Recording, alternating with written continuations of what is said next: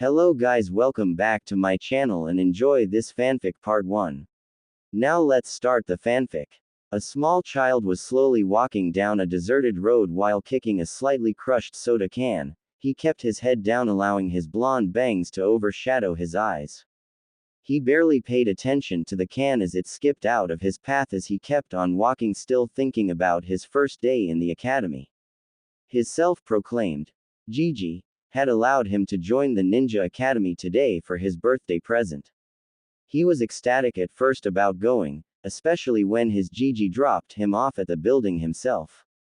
But upon entering the building, everything started to fall apart real quick. The receptionist for some reason seemed to kept staring at him angrily while she handed him the directions to his class before quickly shooing him away. Afterwards, when he made it to the room, he was told to sit at the very back of the classroom in a row of empty seats. He should have known something was wrong when he wasn't told to introduce himself to the class, as he heard older students say they had to do as he had eavesdropped on them. But as he was walking to his seat, he was tripped 3 times on his way there. Once finally making it to his chair, he was totally ignored by the teacher. When the class finally ended, he left to school to see all the parents of the children in his class there picking up their children. While they ignored him, they still sent angry glares his way. So now he found himself walking down the seemingly empty street. Naruto wasn't stupid, neither naive, surprising for his young age, but he knew that many of the adults of the village and some teens seemed to hate him for being born on the day of the Kyuubi attack, while many seemed to think he was the Kyuubi incarnate because of his infamous birthmark-like whiskers. While he vowed to never cry again when he was kicked out of the orphanage last year, he sometimes wanted to break down and cry because of all the stares. He knew they needed an outlet for the hate towards the Kyuubi. Did they really have to use him? He thought as his tiny hands curled into fists. He let out a long sigh as he uncurled his fists. Hate breeds only more hurt and hate. He would show them he wasn't the Kyuubi. Standing a little bit taller, he started to strode forward before blinking while he took in his surroundings. He was in the bad part of Konoha that his Gigi told him to never enter. Before he could turn and leave, a small stone flew through the air, hitting him on the side of the head, opening a gash on his head. Tears barely being kept in check as he cried out in pain, he looked towards the direction it was thrown from and saw something that made him paralyzed in fear. Not standing more than 15 feet away was a group of drunks who seemed to grin maliciously at his pain, a few of them holding some more stones while one had a club and another with a broken bottle. Realizing he needed to get away, he turned and took off, sprinting as fast as his little legs could carry him while weaving in between streets and alleys as he tried to loose the group.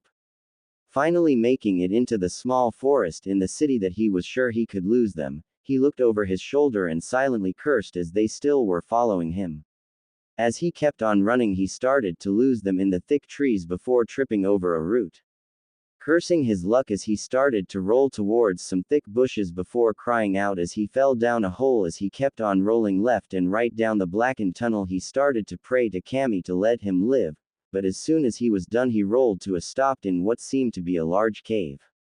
Wiping away the dried blood from his forehead, ignoring the fact he didn't feel a wound, he looked around in awe as his eyes adjusted to the low light, when he noticed rays of light seemed to come through from the top of the cave, illuminated what seemed to be a small concrete city. He let out a soft wow as he looked around. Slowly he started to walk towards the abandoned city. He slipped through a small opening in the fence with a sign on it in what looked like a different language. He found himself on what looked like a really big road. He saw weird contraptions made of metal that seemed to be broken as they laid in multiple pieces with cobwebs littered on them. There were different sort of contraptions. Some looked like they had wings like birds, while some had 4 smaller wings on the top arranged like an X. There were other without wings but looked like the carriages he saw before, but these were made of metal and varied from some with 4 wheels to some with 12. Then there were some that were big with tubes sticking out the front top of them.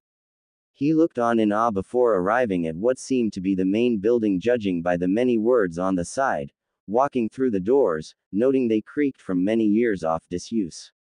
The inside was dark with the only light coming from a small hole in the ceiling. Before he could get to far inside the building, he tripped over something slightly hard that broke as he fell on top of it. Raising himself slightly, he cursed himself for no looking at the ground before he froze as he saw white bones under him. Ah! He screamed as he jumped up and backwards away from the now slightly crushed skeleton before he tripped on something else. Falling back, he felt his hand hit some kind of switch before the thing he heard started to make a loud rumbling noise before the lights flickered on, while some were broken enough lit up the room to show it was some kind of office. Trying to control his ragged breathing, he looked around and saw there were a few more skeletons laying around or sitting in chairs. Slowly getting to his feet, he started to explore around the office, being careful to give a small prayer as he stepped around each skeleton he came across. He found many books. Deciding that they might tell him what this place was, he was disappointed when he found that they were in the same language as everything else around here. Giving a disappointed sigh, he was about to leave and explore some more before something caught his eye. It was a thick book with words he could understand. Quickly walking towards the book, he read the cover, which had writing in both languages on it. English-Japanese dictionary. He read aloud before opening the first page and saw it had each word of his language and what had to be the same word in the other language. Giving an excited yell, he gave a small thanks to Kami before pocketing the book. Before leaving the building, he found the machine he hit earlier and found the switch he thought he hit. Flipping it, he was rewarded with the lights going off again. Giving a small smile, he left the building before heading back towards the hole he came through. I got my own secret place now, he thought as he smiled happily as he started to climb back up the hole. Many thoughts were racing through his mind at what he found. He knew he couldn't tell his Gigi because he would tell him to never come back here. He also couldn't tell anyone else because they would probably come try and take it for themselves. Exiting the hole through the ground, he closed his eyes as they were hit with the blinding light of the setting sun. Slowly blinking, he looked around for somewhere to hide his book. Seeing what looked like a hollow tree not too far away, he slid the book inside the hollow area before stepping back and letting out another smile. He turned and started to walk back towards his apartment before he heard something that made his blood run cold. I found the brat. He heard a slightly slurred voice yell before other yells broke out. Turning to his right, he saw a slowly gathering of the same group he lost earlier. Turning around, he started to run, but before he could, a stone hit him in the back of the head, making him fall forward. Before he could even get up, he felt the first blow hit him in the stomach, knocking the wind out of him and cracking a rib. For what felt like hours, blow after blow started to rain down on him until he felt the blackness creep into his vision. When he opened his eyes, he was standing in a shallow pool of water barely reaching his ankles. Looking around, he saw he was in some kind of sewer.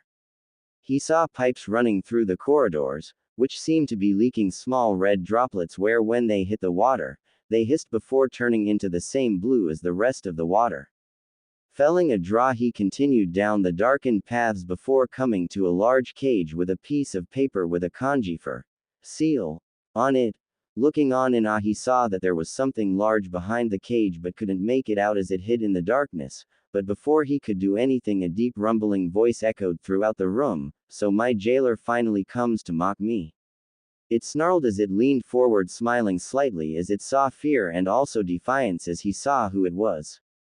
Naruto almost shit himself when he saw the thing that attacked the village behind the cage before his mind started to run a mile a minute before realizing what he was and why his Gigi told him about Jinchurikis. He was one. No demon could be killed if the Aikibi could, and how could the Kyuubi be?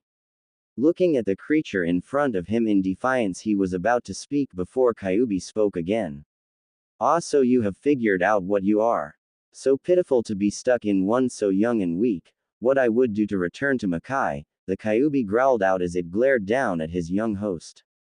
Naruto blinked before he smiled sadly, confusing the Kyuubi a great deal, but before it could make a scathing remark towards the blonde, he spoke first. So you just want to go home, Naruto said as he smiled sadly, receiving a growl and a begrudging nod. Closing his eyes, he let out a sigh before giving a small prayer for even thinking of this. Looking back at the fox without a hint of fear, he said, "Would you swear on whatever soul you have in your throne in Makai that you will never return to the elemental nations ever again, from now until the end of time?" Naruto stated as he looked at the fox.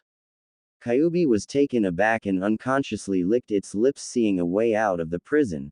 Not even thinking, it swore, "I swear on my throne and soul to never return to these damned nations until the end of time," it replied while its tail started to swish back and forth in anticipation. Naruto looked at the Kyuubi for a minute longer before nodding and started to walk towards the cage, slowly stepping on invisible steps as he made his way towards the tag. As he reached up to tear it off, he felt a hand wrap around his waist before he was pulled back from the cage as the Kyuubi roared, "You!" It snarled as it tried lunging for the man who put him in the prison. Naruto looked up to see the disapproving face of the Yondaime Hokage Minato Namikaze. "Naruto, why were you going to release the Kyuubi? You know it would destroy Konoha," he said as he set Naruto down. Naruto felt something snap inside of him at that look, and the way he said it made Naruto mad. Naruto snapped out, "Why would you care? You left me in this hell as you got off scot-free. You bastard, don't you dare tell me what I should or shouldn't do. You don't know who I am or what this village has done to me, and for your information, I was getting rid of the problem once and for all." At this, Minato was confused before saying, "Wait, you don't know who I am? And what do you mean getting rid of the problem?" he asked, bewildered. Naruto this time glared even harder before saying, "You're the Yondaime Hokage Minato Namikaze, the Yellow Flash, the man who sealed the Kyuubi in a just-born orphan with no parents." Naruto had enough and started to think hard. Minato was confused. How did Naruto not know he was his son, and what happened to Kushina? Did something happen to her? But before he could say something, a cage just like the Kyuubi's appeared around him as his son walked around the cage. Fearing what he was about to do, he said, "No, I meant that I'm your father," he yelled out. Naruto stopped at hearing those words, but then it all clicked together. The Hokage could never ask someone else to do what he needed to do. Giving a small sob as a few tears before rubbing them away, he rose a little higher before turning back towards the late Hokage. "I grew up with no parents, no last name, and I am hated by almost everyone inside this village except for a given few. You have no right to call yourself a father. You lost those rights the second you sealed and left this child to the wolves. And the answer to your earlier question, I made a deal with the Kyuubi. He will never return to these lands for all time, and the price is his freedom. I'll die, but I will die showing the village I'm not the Kyuubi." With that, Naruto continued on his path, slowly starting to climb towards the seal, leaving a silently crying Minato and heading towards a thoughtful Kyuubi. Reaching up, he started to grab the seal. Before looking at the Kyuubi, he said, "You are not to harm any citizen of Konoha when you are released, even the ones beating me right now." At this, Minato's head snapped up with wide tear-streaked eyes. Someone from his village was beating his son right now. The Kyuubi growled but nodded its head begrudgingly. Taking a deep breath, he ripped the seal away from the cage, only to be blasted back as the Kyuubi let out a mighty roar before everything went black. The drunks started to get tired as the Kyuubi brat passed out but wanted one last chance to get a hit in, but before they could, they were blasted back as red chakra exploded from the bloody and broken body. Across the village, civilians soiled themselves as they felt the malevolent chakra that they felt 6 years ago reappear. Though the ninjas of the village felt fear as they dropped what they were doing as they rushed towards the source of the chakra explosion. The Sandaime Hokage Hiruzen Sarutobi feared for Naruto's life as he disappeared from his office, leaving an orange book to fall to the ground. Rushing as quick as he could towards the small forest, he could see the pillar of orange fiery chakra start to take shape of the Kyuubi no Kitsune. Upon landing, he noticed all the Chunins and higher arrive with weapons at the ready to fight the beast, but he knew that they would lose. He couldn't replicate Minato's seal work. He noticed Kushina Uzumaki standing with the assorted group glaring at the forming chakra. Slowly the body formed before the head took shape, followed by the tails. That was when he noticed that only 7 tails formed behind the Kyuubi, and then it let out a mighty roar as the ground shook. "Freedom!" it roared as it looked down to the assorted ninjas before snorting in disgust. Looking down at the bloody form of Naruto, it slowly lowered its snout to the body. Sarutobi feared it was about to eat the body of its old host before it did something that threw him for a loop. Kyuubi sniffed at the body before letting out a deep laughter. "So the brat is alive. Like mother, like son. Kushina. It asked as it glared at its former host, who only glared back, much to the confusion of the surrounding ninja. Before Sarutobi could give the order to attack, hoping to drive the beast away from Naruto's apparently still alive body, it started speaking again. I will not go back on my oath to child, you will no longer fear the Kyuubi.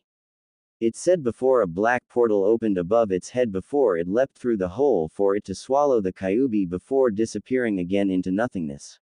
All the surrounding ninja looked around in confusion before the cheers started to ring out through many of them. The Sandaime wasn't cheering though. He appeared by Naruto before reappearing at the hospital.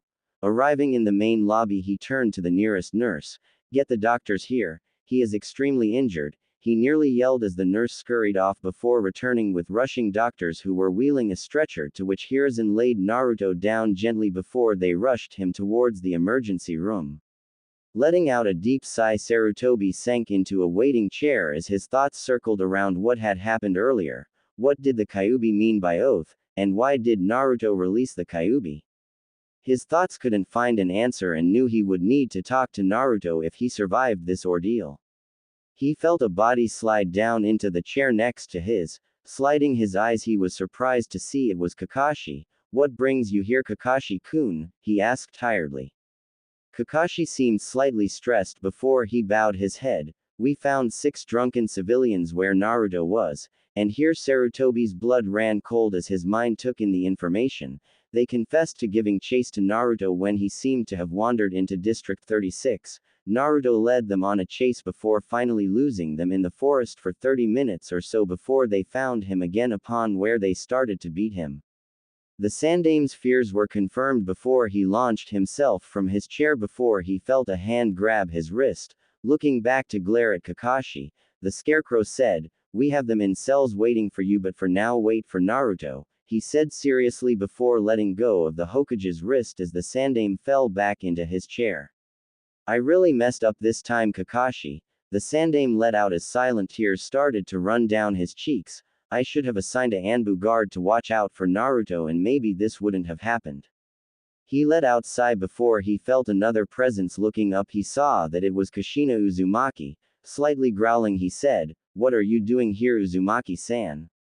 Kushina looked at the Hokage before saying, "I'm here to see how my son is doing," she said before she felt herself slammed against the wall and was held by the throat. Looking down the arms, she saw it was the Sandaime with an angry fire burning in his eyes.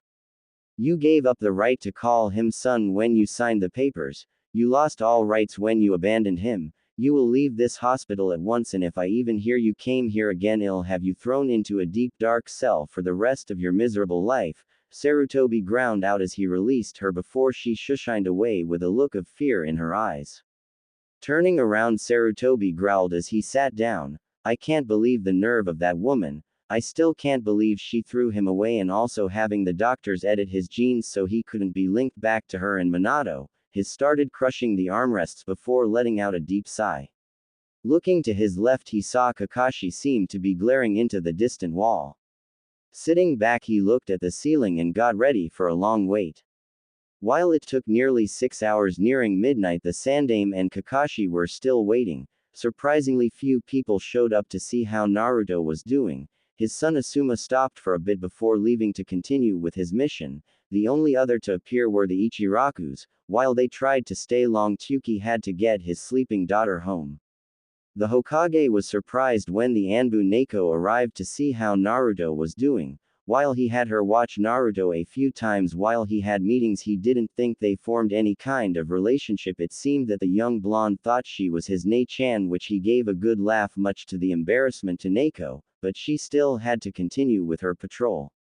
Not soon after she left did the light switch from red to green, and a worn doctor walked towards the Hokage before giving a tired smile. "We managed to save him, but I'm surprised we managed that with all his injuries," he said sadly. He pulled out a clipboard before motioning Sarutobi and Kakashi to follow him. Arriving to the intensive care ward, he opened a door allowing both of them to enter before shutting it. Walking towards the sleeping blonde, he started to speak. He had 3 broken ribs, a cracked skull, both legs were broken and had multiple gashes across his body.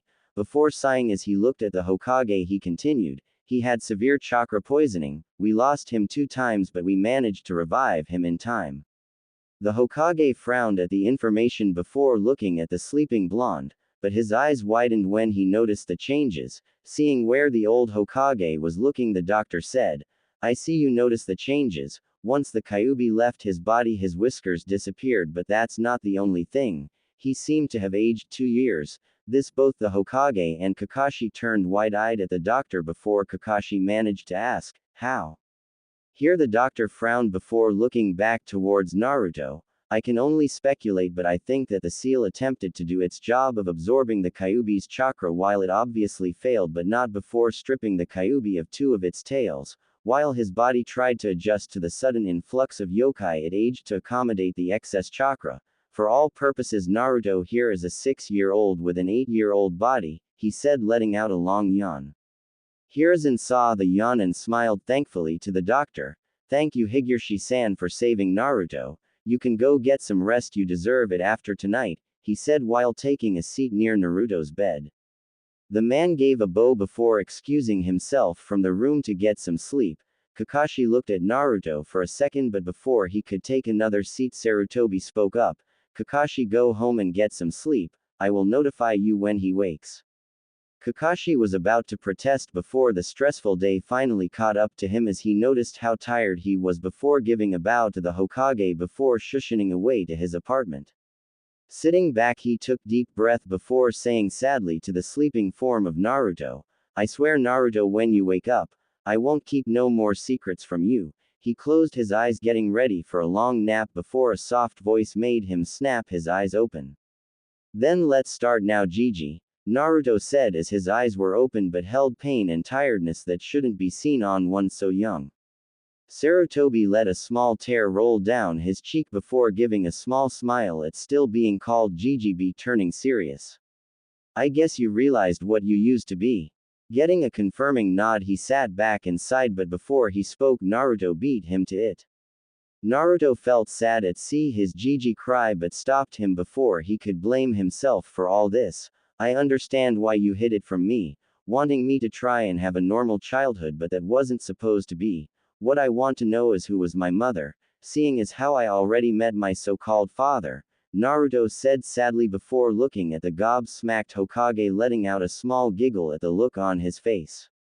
Sarutobi didn't know how Naruto met his father but decided to ask, "How did you meet him, Naruto?" "He tried stopping me from releasing the Kyuubi," Naruto said as he saw the Hokage flinch. Seeing as how the Hokage didn't know what had gone on in his head, he clarified, "I made a deal with Kyuubi. It will never return to the elemental nations." He swore on his throne and soul. "Am I guessing he left right?" "Was anyone injured?" Naruto asked fearfully at the thought of another Kyuubi massacre. Sarutobi saw the look of fear but quickly washed it away as he said, "No one was injured. The Kyuubi left almost as soon as he left your body, but we have apprehended the villagers who attacked you." Naruto let out a relieved sigh before looking at the Hokage. "I understand why you lied to me about my father. I know that the Yondaime had many enemies, and if they learned he had a child they would start another war, but what happened to my mother?" he asked sadly. Hiruzen was at a loss of words at how mature Naruto was acting. Before giving a grim frown, he said, "I had promised, so I'll keep it. Your mother was Kushina Uzumaki from Whirlpool Country before it was destroyed by Iwa during the Third Great Ninja War. She was the former host of the Kyuubi no Kitsune. When you were born, the Kyuubi managed to break free, attacking anything in sight." Here he took a deep breath before dropping the bad news. "After Minato managed to seal the Kyuubi in you, she seemed to have changed, growing hatred at the Kyuubi for taking away her husband." Here Naruto began to understand where his Gigi was going. "She destroyed all the birth certificates and had a few shady doctors rearranged your genes so you couldn't be traced back to her and Minato." Naruto wanted to cry but he couldn't. His Gigi was telling him the truth the entire time. He was an orphan with no last name and no parents. Gripping the sheets with his small hands, he let out a long sigh before saying to his Gigi, "I understand that she is feeling pain but still doesn't give her a right to abandon me." Here the Hokage was about to interrupt but Naruto held up a hand silencing him. "I am just another orphan caused by the Kyuubi attack. but I will make a name for myself. I will walk my own path. All I ask is that you start to teach me what you know about seals." Here Naruto let out a smile as he grinned at the Hokage. Hiruzen couldn't be more prouder of Naruto than ever. He had taken all the news but still held a determination to prove everyone wrong. Nodding he said, "I will, Naruto-kun, but why are you acting so mature?" he asked as he beamed at his grandson in all but blood. Naruto smiled innocently before saying, "Because I want to get some Ichirakus tomorrow, Gigi." Here the old Hokage let out a deep laugh as him and Naruto shared a smile before Naruto let out a yawn. Seeing the yawn, Sarutobi said, "Go back to sleep, Naruto-kun. I'll see about getting some for you tomorrow. You need your rest so you can get better." Getting a sleepy nod in return as Naruto closed his eyes with a smile on his face as he drifted off into dreamland. A ringing alarm broke through the crisp morning air, resonating from a small apartment located on the top floor of an old apartment complex, waking the few neighbors of the tenant whom started to stir before pressing the off switch, much to relief of the other residents. It had become a daily happening for the past 6 years. It seemed the young blonde resident would wake up every morning at 5 to go running.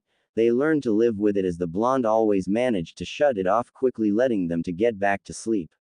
Naruto sat up from his bed as he rubbed the crust from his eyes before heading to the dresser, pulling out a pair of gray sweatpants before opening another drawer, grabbing a great shirt before getting dressed.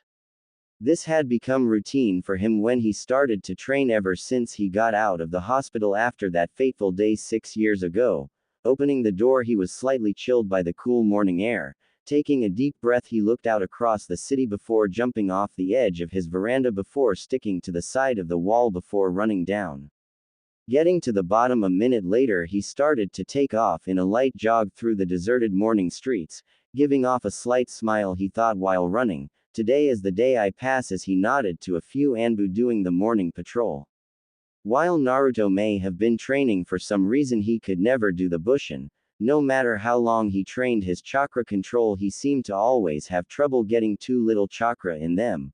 While Naruto was sad that he failed the test 2 times before, because of this reason he had been practicing all week to get it down pat.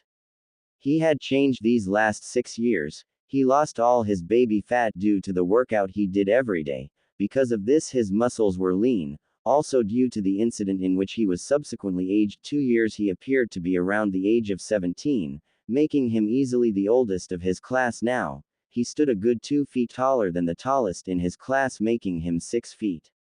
But he wasn't only just training his body all these years, no. His Gigi kept his promise and passed on his knowledge on seals to the young blonde, even going as so far as to say he passed him in that field. While he stopped learning seals after creating the ones he needed for his projects, yes, Naruto did return for the book he left in that forest, thanking Kami that it wasn't crushed by the Kyuubi. He went on to learn the weird language known as English, then went on to read any book he could find in the military base. What he learned down there made Naruto who he was today. He found out that the base was just a small outpost for a group called Rangers. He was odd at first, learning that they trained to be the fiercest warriors, and when he learned about the weapons and technology that was left behind, he was positively giddy. But few obstacles cropped up when he learned that the aircraft and vehicles needed energy to run, which was why he created new seals just made for them. While very complex, they were simple, just a mix of a storage seal, a low expulsion seal, and BAM. New power source. While he still kept the secret from anyone, he had a backup plan if he somehow failed the test again.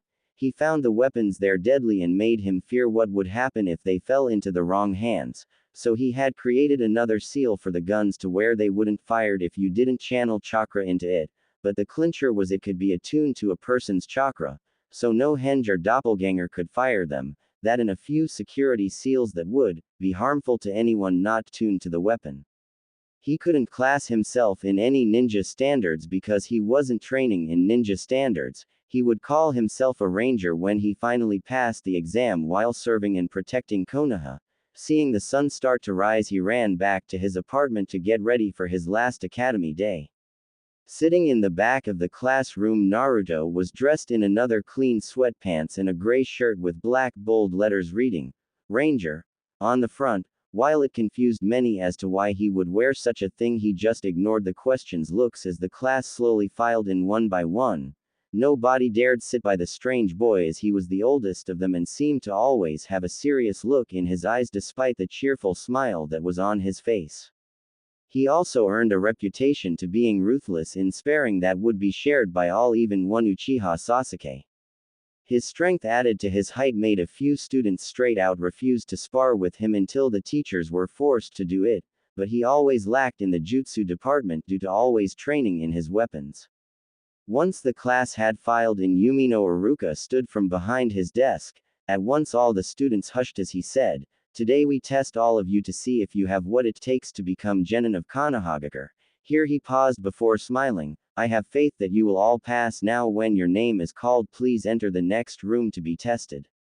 Slowly the numbers started to dwindle as each student was called before only Naruto was left sitting with a nervous Yamanaka Ino who kept nervously glancing at the older boy. Naruto saw her glances before his name was called. He started to walk down the stairs, but he stopped halfway down before turning to the blonde. "Don't be nervous, Yamanaka-san. You trained for this, so you should pass easily." He gave a grin to her before continuing on, not noticing the blush that adorned her face.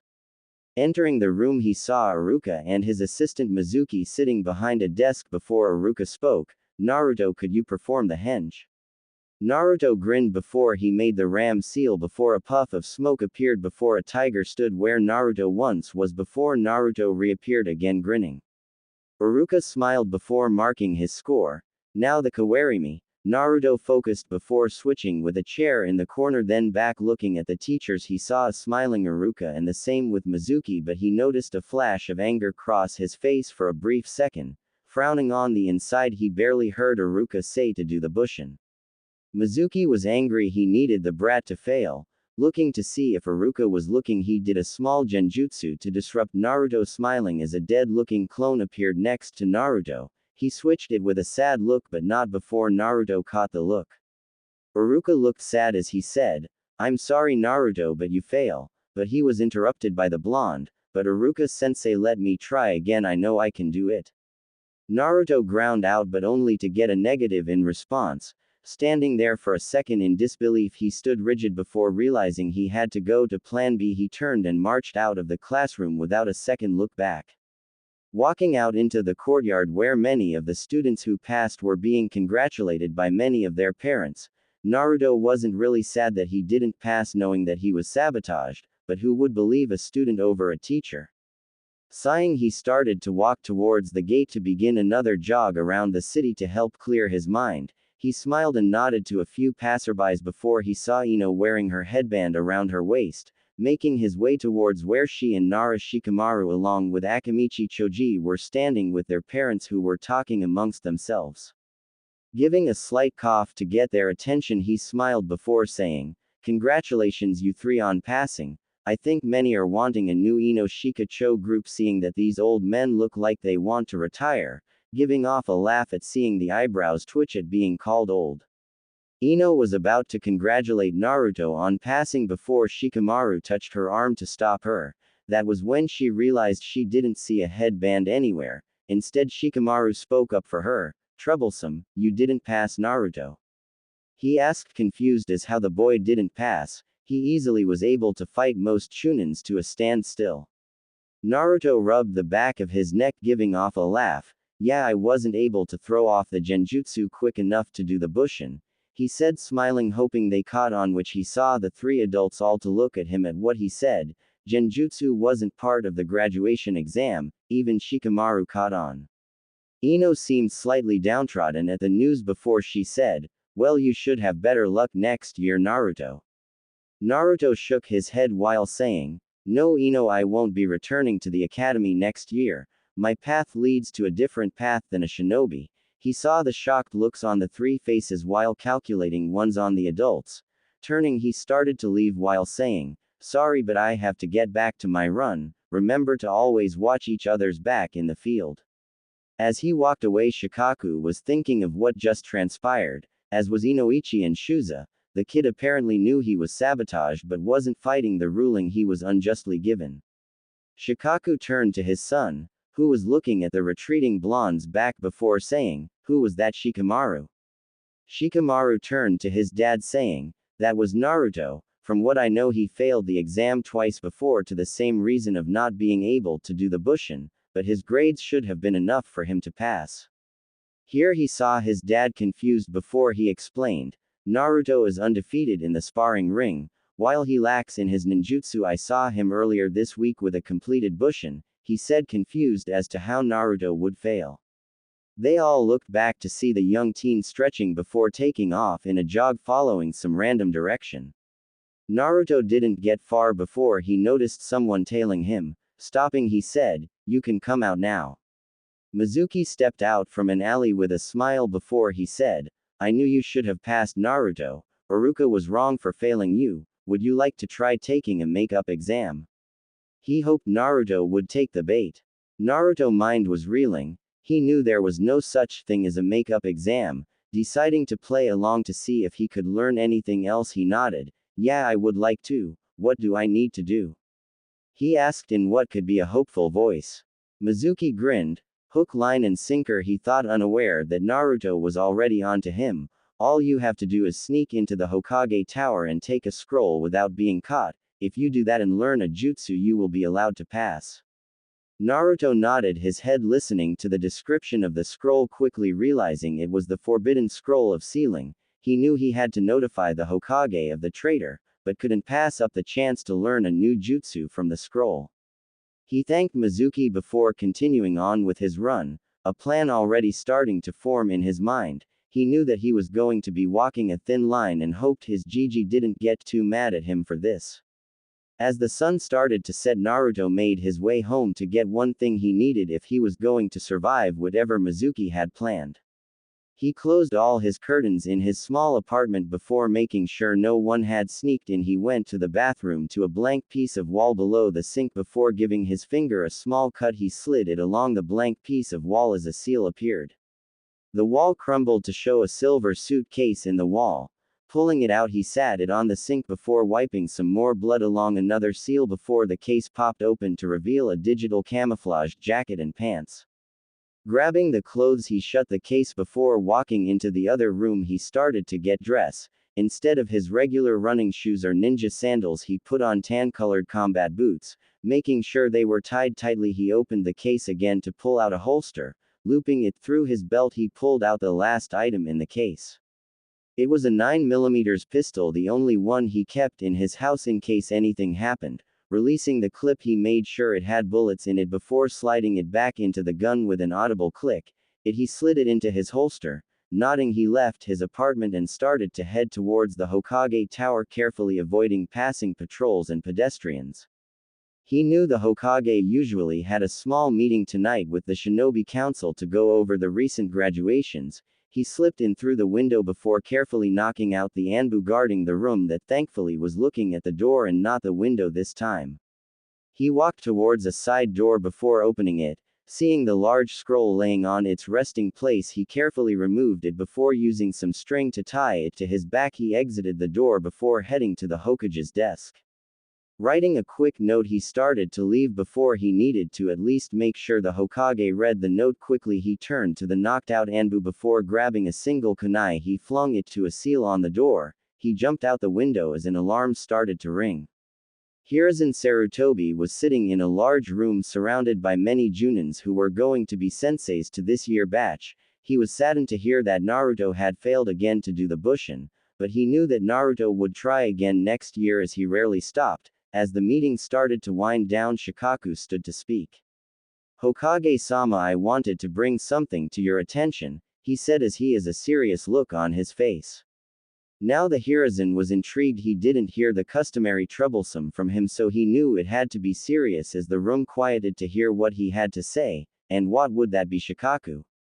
Shikaku sighed before he said, "It's about a failed student, Naruto." Now everyone was paying attention to the one host of the Kyuubi. Seeing the Hokage nod, he continued, "Today, when I was congratulating my son and his friends on passing, we were approached by Naruto-san, who congratulated them on passing, but he seemed to have failed again. All the Junin knew this. It was surprising to them that the blonde had failed, as they had seen him training one way or another.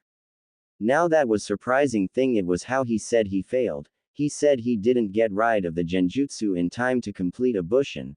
That threw up red flags for everyone in the room. But Shikaku continued, then I was just thinking he was making an excuse for not passing, but I decided to dig into it by asking my son about him. The Hokage was thinking of the possible things. He knew Naruto wouldn't make excuses for why he failed. He was saddened that he didn't keep up with Naruto's progress as much lately. What did you find out, Shikaku?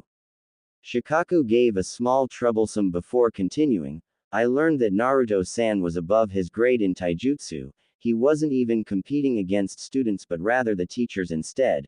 He was lacking in ninjutsu, but I don't see a problem in him passing due to taijutsu only, as in the case of Guy's student Rock Lee. Here he nodded to the Junin sensei of Team 9, who nodded back in understanding.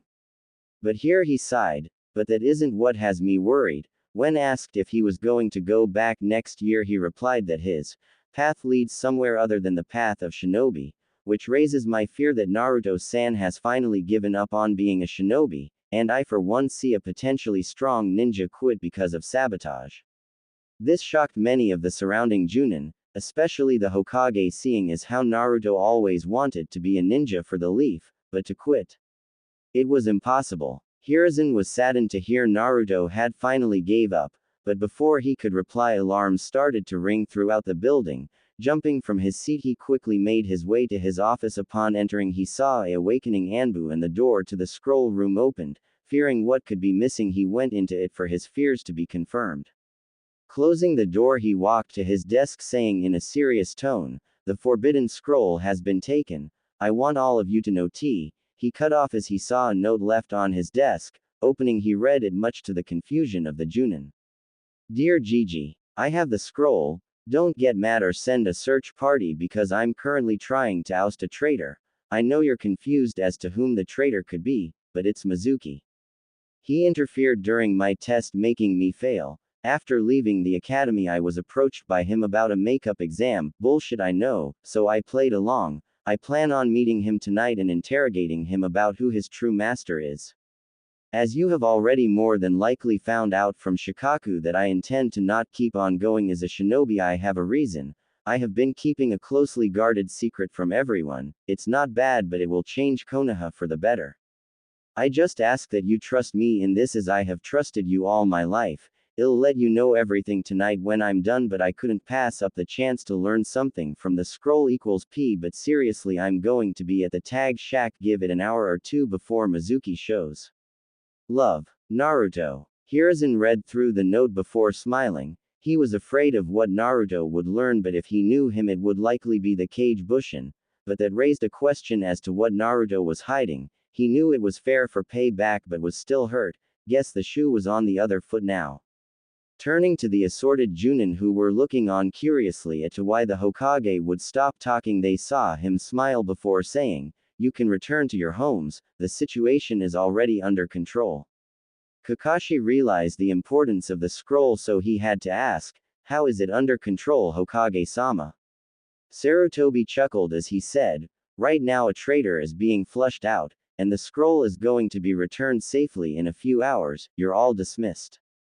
The Junin left through the door thinking as to who was doing this mission and who the traitor was. A few were thinking of going to the INT to see if they could learn anything tomorrow. After the last one left, Hiruzen turned to the now standing at attention Anbu. "Gather a small squad and be ready to leave with me in 2 hours to apprehend a prisoner." The Anbu nodded as he disappeared to gather the squad. Hiruzen sat back in his chair before pulling out a small orange book before giggling perversely, and still hoping Naruto would be alright. Naruto was slightly breathing hard, but he had finally mastered the Kage Bushin, but he realized too quick that for some reason it had adverse effects. He was surprised at first, but it just made his plan B so much more achievable. He just hoped that his Gigi had some answers. That's when he noticed a group of Anbu appear hidden in the trees along with the Hokage. Giving a signal to wait, he felt Mizuki's chakra getting closer to the area. He sat down on the scroll as Mizuki appeared through the trees. Mizuki didn't believe the brat actually did it but grinned as he said, "Good job, Naruto. Now give me the scroll so I can notify the Hokage you passed." Fat chance, he thought as he watched Naruto stand, but what happened next shocked everyone around. Naruto stood before pulling his pistol. He fired 2 rounds into the monk's leg as he fell to the ground screaming as blood started to pour from the wounds. The Anbu and Hokage were shaking, the ringing from their ears, not believing what they saw. Naruto pulled some contraption from a holster before it fired something that their eyes couldn't track. Naruto said as he started walking towards the cussing man on the ground, "I know you're a traitor, Mizuki. Now I want you to tell me who you are working for," he said as he stood above the man with a frown on his face. Mizuki couldn't move his legs as the pain was unbearable. "What the did you do to me?"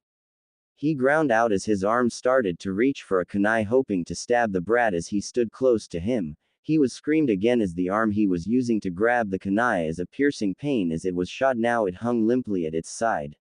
"This is what called a gun, also a 9mm standard issue pistol," Naruto said before pressing the barrel of the gun into the monk's neck as he screamed in pain as the hot barrel burned a circle into the monk's neck. "Now I won't ask again, who are you working for?" Naruto said as he pulled the gun away from the man. "You," was the intelligent reply before another shot rang out. Mizuki's other arm hung loosely as he laid on the ground before the hot barrel was pressed into the other side of his neck. "Who are you working for?" Naruto said as he waited for the heaving man to talk.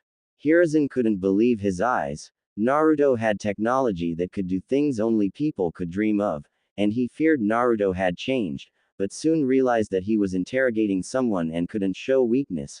They had lost a very promising shinobi, but he realized that Naruto was going to come clean after all this. Mizuki knew he couldn't stand much more pain, so he decided to give the brat what he wanted to. He wouldn't use that thing on him anymore. "Orochimaru, damn it. It's Orochimaru," he yelled out. Naruto nodded, satisfied with the answer before he backhanded Mizuki with the pistol, knocking him out. Turning to the trees, he said, "He's knocked out but needs medical attention soon before he bleeds out." He walked back to the scroll as the Anbu appeared along with the Hokage. Grabbing the scroll, he tossed it to one of the Anbu while smiling to the Hokage. "So what did you think, Gigi? Am I good actor?" He laughed a little at the nod he received in return. The Hokage gave the Anbu orders as they disappeared to do their respectful tasks. Turning back to Naruto, Sarutobi adopted a serious face as did Naruto. "I see we have much to discuss, Naruto-kun," he said seriously. "Yes we do, Hokage-sama," Naruto said as he threw the old man for a loop before turning and beckoning the Hokage to follow him. That was when Hiruzen was able to take in the change of clothes of Naruto. He never saw anything like it before, and it seemed to be made of durable material. He started to pay attention to as Naruto spoke. "I promised you I would tell you everything. I will. But let's first get to a safe location." He turned his head to see the Hokage nod. He continued, "I have a plan that you should like, and also will make Konoha easily the most powerful military village in the elemental nation." Now Sarutobi was intrigued by that. Konoha had recently fallen behind Kumo in that regard after the Kyuubi attack. They walked for about 30 minutes before they reached a small clearing that didn't seem special. Naruto turned to the Hokage before saying, "Gigi, did you have one of your Anbu tell us?" This threw the Hokage for a loop as he shook his head negatively. Before he could react, Naruto pulled the pistol from its harness and fired a shot into the trees. Branches breaking, a body fell out of the tree, landing on the ground in a heap. Naruto kept the weapon trained on the body as he and the shocked Hokage, who didn't even feel the presence of the spy, moved towards the body. Naruto kicked the body over to show a man in Anbu uniform with a plain white mask with a small hole in between the eyes as blood poured out with "Nay" on the front. Hiruzen growled at seeing that. Naruto turned to him questioningly. "That is an operative for a supposedly disbanded group." Naruto nodded before pulling out a scroll sealing the body. Standing back up, he motioned the old Hokage to follow him as he went back to the middle of the clearing. He reached down and pulled a hidden door open, much to the shock of the Hokage. Letting him go in first, Naruto gave a quick look around before shutting the door behind them. Flipping a switch as he passed the Hokage, he starting to speak. "Did you ever wonder where I disappeared after that group tried to attack me the first time all those years ago?" Naruto asked as he started to make some tea for him and the old man. Hiruzen couldn't believe his eyes. They were in a small safe house that had a bed, dresser, stove, sink, and a small bathroom. He also noticed metal cabinets aligned on walls as he heard Naruto's question. I wondered but figured you were able to hide somewhere. Naruto sat down waving towards the other man to take a seat opposite of him. You thought right, but I accidentally fell into a tunnel in which I rolled down into a massive cave. Now he had the Hokage's attention. He continued, what I found down there were things from before this era. Hell, probably before the rise of the elemental nations. Now the Hokage was intrigued. It was a military base that used to be home of just a small group of people known as Rangers. These men and women were trained to be the best to serve their country from enemies foreign and domestic. They could act as bodyguards, military police, and hell even up to assassin groups. But these people had technology that far surpassed anyone here has seen. He looked at the Hokage seriously as he said, I realized what would happen if these weapons fell into the wrong hands, so I kept it a closely guarded secret, as you can understand. Hiruzen was reeling at the information but nodded. I understand, Naruto. What you did was the right thing, but why hide it from me? He asked curiously. Because you would have told me to not return to it, and don't shake your head, you would have as duty as Hokage. Seeing the man begin to shake his head, he sighed, knowing Naruto was right. The teapot on the stove started to whistle, but Naruto didn't get up to grab it, surprising the old man as another Naruto appeared from the restroom to get the teapot before giving a cup to both of them before standing at attention in the corner. Naruto sighed after he took a sip before saying, but before we continue with this, I need your advice on something. Sarutobi sat the cup down as he said, and what would that be, Naruto-kun? Naruto turned to the clone and said, while I was mastering the Kage Bushin, it was going okay at first until I mastered it. Now it seems for some reason to have an effect on all the clones I make. Nodding to the clone, it turned around before grabbing a knife, as it started to plunge it down towards its leg. Hiruzen expected it to disappear in a poof of smoke like many regular Kage Bushin do, but was shocked as the knife entered the leg and blood started to seep out. For some reason my clones are real. They think for themselves as any normal person would, but when they get injured, or die, they don't disappear. They have a tenth of my chakra in them, making them at least low Junin level reserves, and they replenish it like normal, he said as he saw the Hokage stand up and walking over to the clone before crouching down to remove the knife. Hiruzen pulled out the knife as he felt the blood seep out. Feeling it between his fingers, he couldn't tell the difference at all. Doing a minor healing jutsu, he healed the cut before taking a seat again, giving a calculating look to Naruto. Naruto said after he took another sip of tea, figuring Shikaku or Inoichi told you about me not wanting to continue as a shinobi is true. I haven't been training to become a ninja, my training has been to become a ranger, but with this new development I can say I have a better idea than before. Hiruzen saw the advantages of this, but he realized that Naruto would not get his chakra back from creating clones, and he voiced his thoughts, but what he got in reply had him coughing.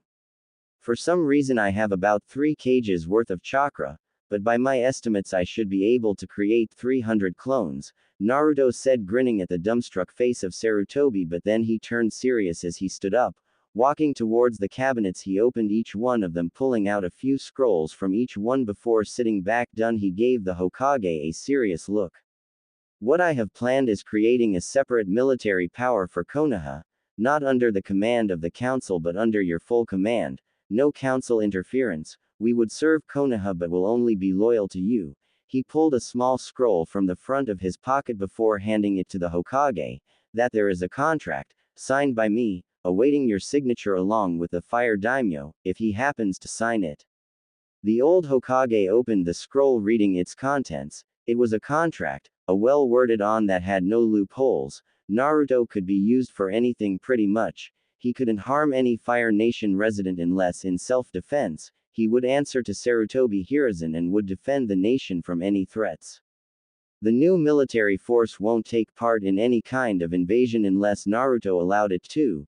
If he ever decided to recruit someone into the group, it would be at his discretion. Nodding, he was about to ask Naruto for a pen, but one was already held before him. Smiling, he wrote down his signature before rolling the scroll back up before handing it to Naruto. Naruto pocketed his scroll before raising one of the scrolls he grabbed. In these scrolls along with the other are all the weapons and vehicles I found on the base along with uniforms and the like. He set the scroll down before continuing as he pulled out the pistol he had before he handed it to the Hokage. That there is my present to you, channel chakra through it to fire it. Once you do it the first time it will only be able to fire by you. I'll show you at a later time how it works, but I have seals on every weapon similar to yours, but I'll have them tuned to my chakra so my clones will be able to fire them. Hiruzen held the metal gun as Naruto called it in his hand, surprised at the weight before nodding as he channeled chakra into it, watching it glow for a second before stopping. Sliding it into his robes he turned back to Naruto. Since I agree with this, what were these vehicles? As you call them? He asked. Naruto held up a different scroll and started. They range from different things. They're armored with metal and glass. The smallest on could resist a normal kunai, but if you threw a chakra enhanced one it may be able to lodge itself in the metal and break through glass. The Hokage was surprised. He said that a smallest one could do that. But Naruto was still talking. The next are complete armored. You would need a high-powered explosive tag to even make a dent on those. Sarutobi was almost drooling at the possibilities it could protect HVTs more easily than anything. He held up a different scroll and said, they had aircraft. As the name implies, they could soar through the air, even reaching speeds faster than a blink of an eye. While many of them were destroyed, I was able to salvage a few of them. Do you think the fire daimyo would be awake at this time of night? Naruto asked curiously. The Hokage looked at the clock on the wall, seeing it was only nearing 10 at night. He nodded. He should be still awake. Why? Naruto grinned as he said, well, I think showing off a bit is in order, but before we go I want to ask, would it be okay to start construction on a base above the Hokage monument? Hiruzen let out a laugh at the thought before he started thinking, well, it should be okay. The area up there has been abandoned since of the long walks that put a strain on the residents, but what would you do about trespassers and spies that will surely come when they learn of this? Naruto smiled, saying, there are seals to make a perimeter just like the one that surrounds Konoha. Also a barrier seal will keep people out who aren't tied in. Hiruzen smiled at Naruto's knowledge of seals, and nodded. He stood as Naruto also stood. Naruto turned to the clone and said, gather the others, and get suited up, in a commanding voice to receive a salute in return, which caused the Hokage to raise an eyebrow to Naruto. Rubbing the back of his neck he said, that's how you answer or greet a commanding officer, so you might have to get used to it from my clones. Could you wait a moment while I get ready? Receiving a nod he grabbed a scroll before unsealing the contents. While it looked like the flak jackets used by ninjas, it was different in design. This is body armor. Had a lot better protection against shrapnel and kunai, Naruto said as he knocked his hand against it. Hearing a solid thump, the Hokage was impressed. Naruto put on all the equipment before donning a tan hat. He then unsealed another pistol along with a bigger weapon. Seeing the questioning gaze of the Hokage, Naruto elaborated, this is AM4 carbine, has a 30-round clip, and fires 5.56mm rounds instead of 9mm rounds as the pistols do. There are weapons that fire even bigger rounds. One is called a sniper, but the proper name is M40A1, which can fire up to 700 yards. The Hokage saw the possibilities, seeing that if it fired from that range the person wouldn't need to get close to kill the target as ninjas had to. I would like to see it in action one day, Naruto-kun. Naruto grinned before saying, but you have already. Who do you think saved Uchiha Makoto before Itachi killed her? The Hokage froze at hearing that. Itachi had stumbled into his office that saying he had managed to kill everyone except his mother and brother.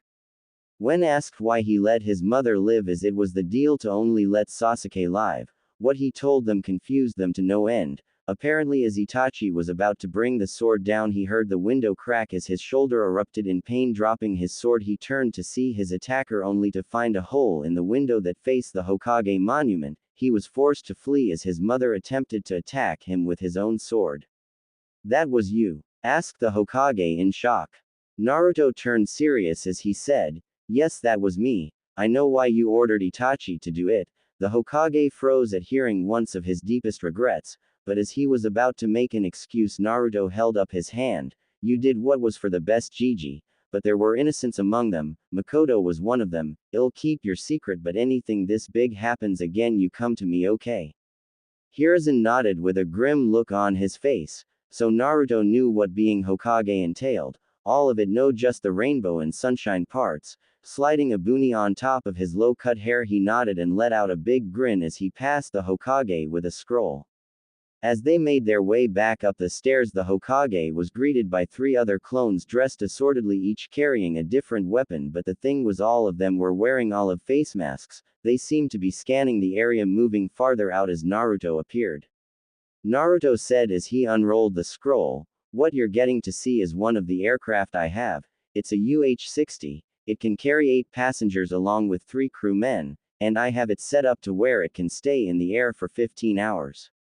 He finished just as a large puff of smoke appeared above the fallen scroll. Hiruzen couldn't believe his eyes. The thing was something he never even imagined in his long life. Naruto saw the awestruck look as he began walking to it. We got another one, where this came from, and a different one. He laughed at the shocked look as the group got into the chopper.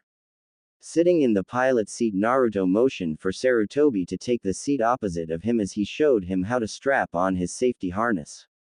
He turned and saw the clones he had were ready, flipping switches as the whine of the engine started. The blades start to spin as they became a blur, but before they could lift off, he watched Sarutobi create a shadow clone as it disappeared in a blur. Naruto looked questioningly to the Hokage, who replied, "To notify the Anbu to be on high alert," he said loudly over the roar of the engines. The aircraft slowly began to take off, much to the amazement of the old man. He watched as the village started to shrink before they start to fly southeast towards the capital.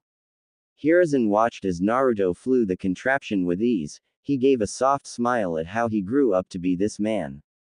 It only soon ended after an hour's flight, much to the shock of the Hokage, but his mind started to adjust to being open to all these new things. As they flew to the capital, Sarutobi feared about the welcome they would receive as he was about to ask Naruto to land, but saw Naruto point towards the nose of the chopper, which had a white painting of the leaf emblem.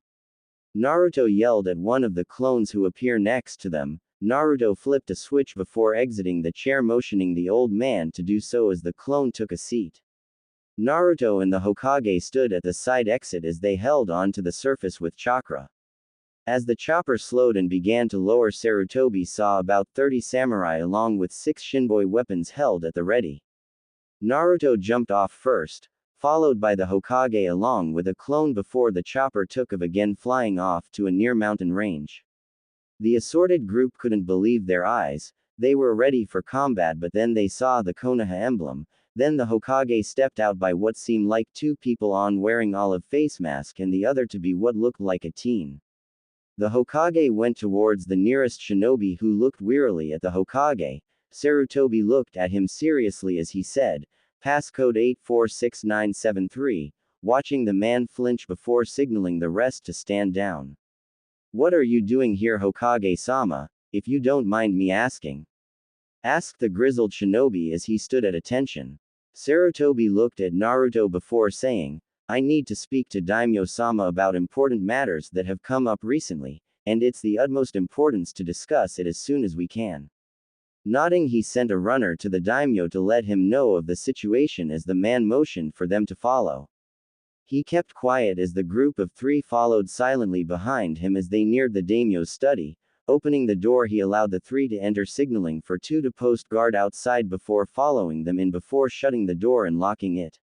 The fire daimyo sat behind the desk with his fingers intertwined before his face, hiding his frown. He was surprised, however, when both the teen and other one snapped to attention before raising their arm to form what looked like a way of greeting. He nodded his head to them before they released the form. Dropping his hands, he asked, "What is it you wanted to discuss, Hokage Dono?" Sarutobi smiled as he said, "I wanted to discuss the contract that will greatly improve Konoha's and the Fire Nation's military power and defense." He turned to Naruto, who seemed to be having a silent discussion with the clone. He was about to ask for the scroll, when Naruto spoke up, "Daimyo-sama, do you have anyone else stationed in this room, apart from us 5? Daimyo looked confused at the question as he replied, "No, I make sure for all personal meetings to have Tori-san here." As he said that, a blur leapt from the corner making its way to the door. The man named Tori saw it and jumped in front to block his path, but was knocked aside as the spy attempted to make a break. However, a crack rang through the air as the blur slammed into the ground as the guards slammed the door open looking for the threat. What they found instead was a body slide to a halt in front of them. Blood pouring from its head, they looked up to see the teen have a contraption raised with smoke drifting out of the barrel. Their captain was helped to his feet by the masked man. As the teen walked to the body, kicking it over showed Anbu armor with another plain white mask. Naruto turned back to the Hokage and said, "Another one, Hokage-sama." Sarutobi growled but nodded to Naruto as threw him the small scroll. Turning back to the shocked daimyo, he said, "This here is a contract with stipulations. If agreed, him and 300 like him will defend the fire country."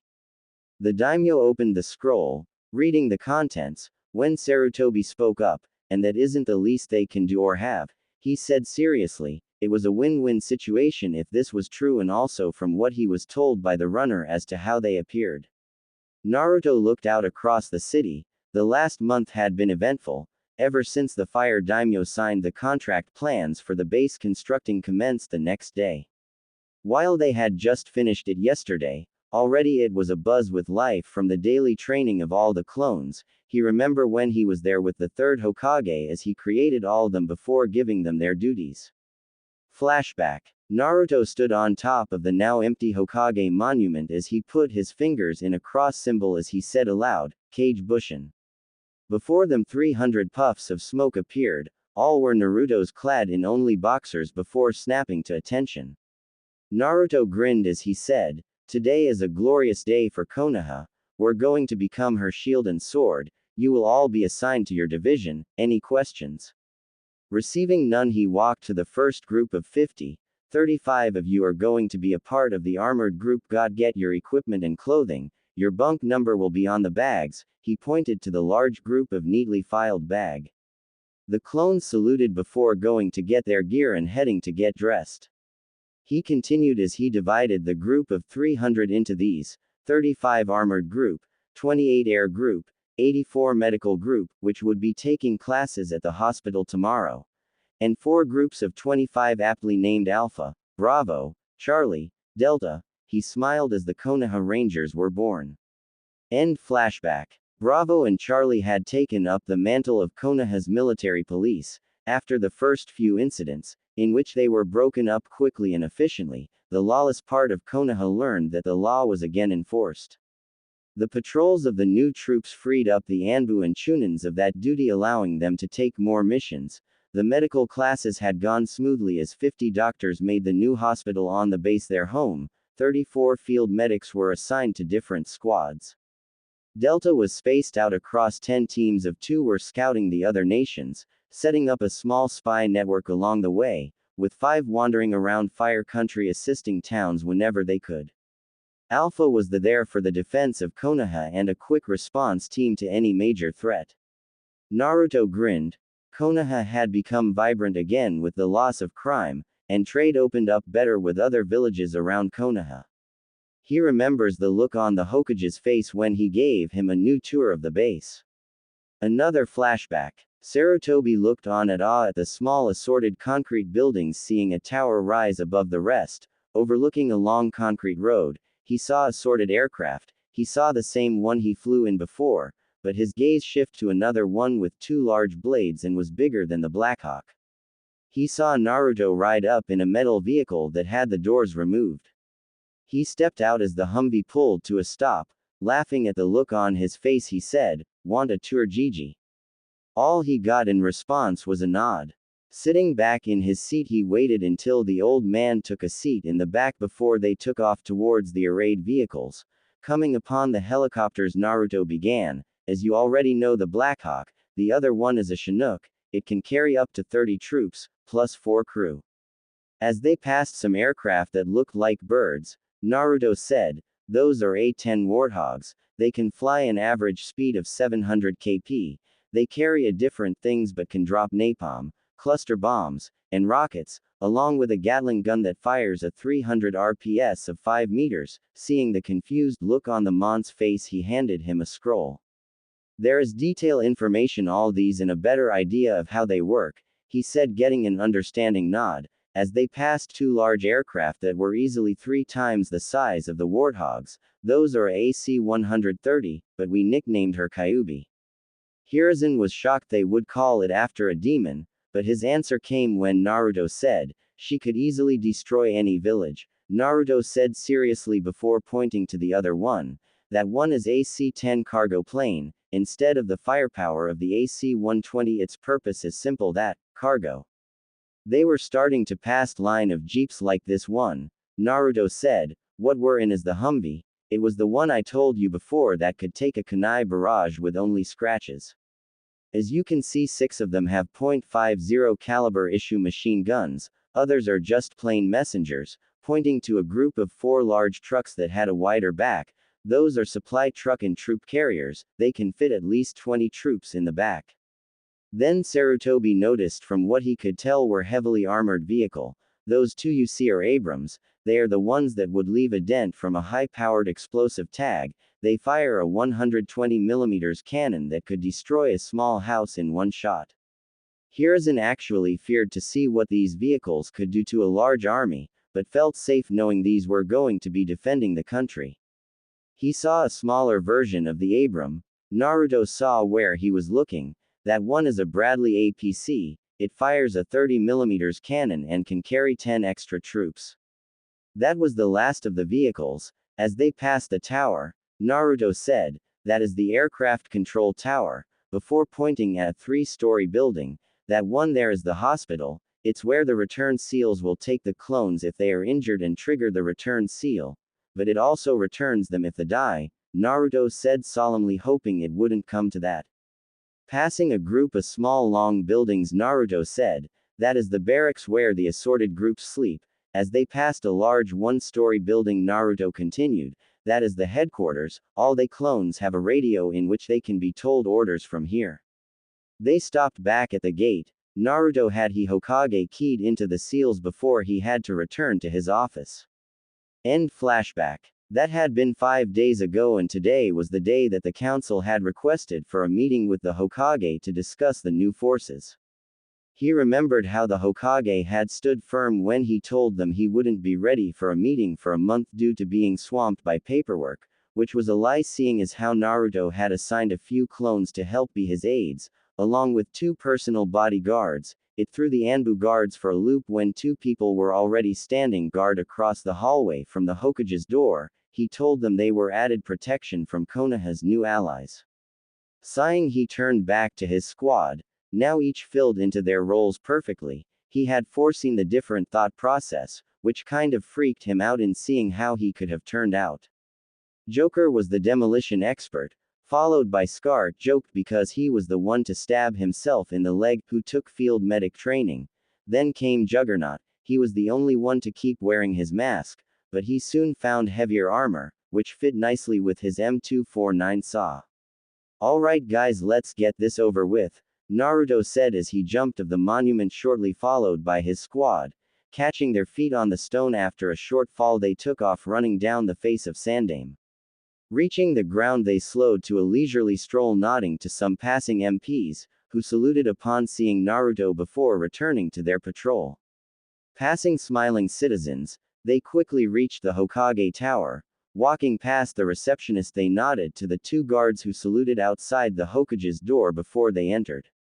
Hiruzen looked up from some paper about a donation to the new allies, as they were calling the Rangers, to see Naruto standing there with his squad. Ohiojiji. You ready for this? Naruto said cheerfully. Sarutobi had a sinking feeling that something Naruto planning was going to happen. He was way too cheerful. He asked carefully, Naruto, what do you have planned? Naruto opened a pouch on his vest, pulling out 3 scrolls. Oh, I just got a present for Danzo, he stated casually. Hiruzen grinned, finally able to get back at his old rival. Sighing, he said, well, might as well not keep them waiting. He stood being flanked by Naruto and the squad. As they exited doors, they followed the old man to the council room. Upon entering, the once quiet chatter ended. Naruto's squad stood guard outside. Hiruzen walked to his top seat. As he took a seat, Naruto stood at attention not a few feet behind him.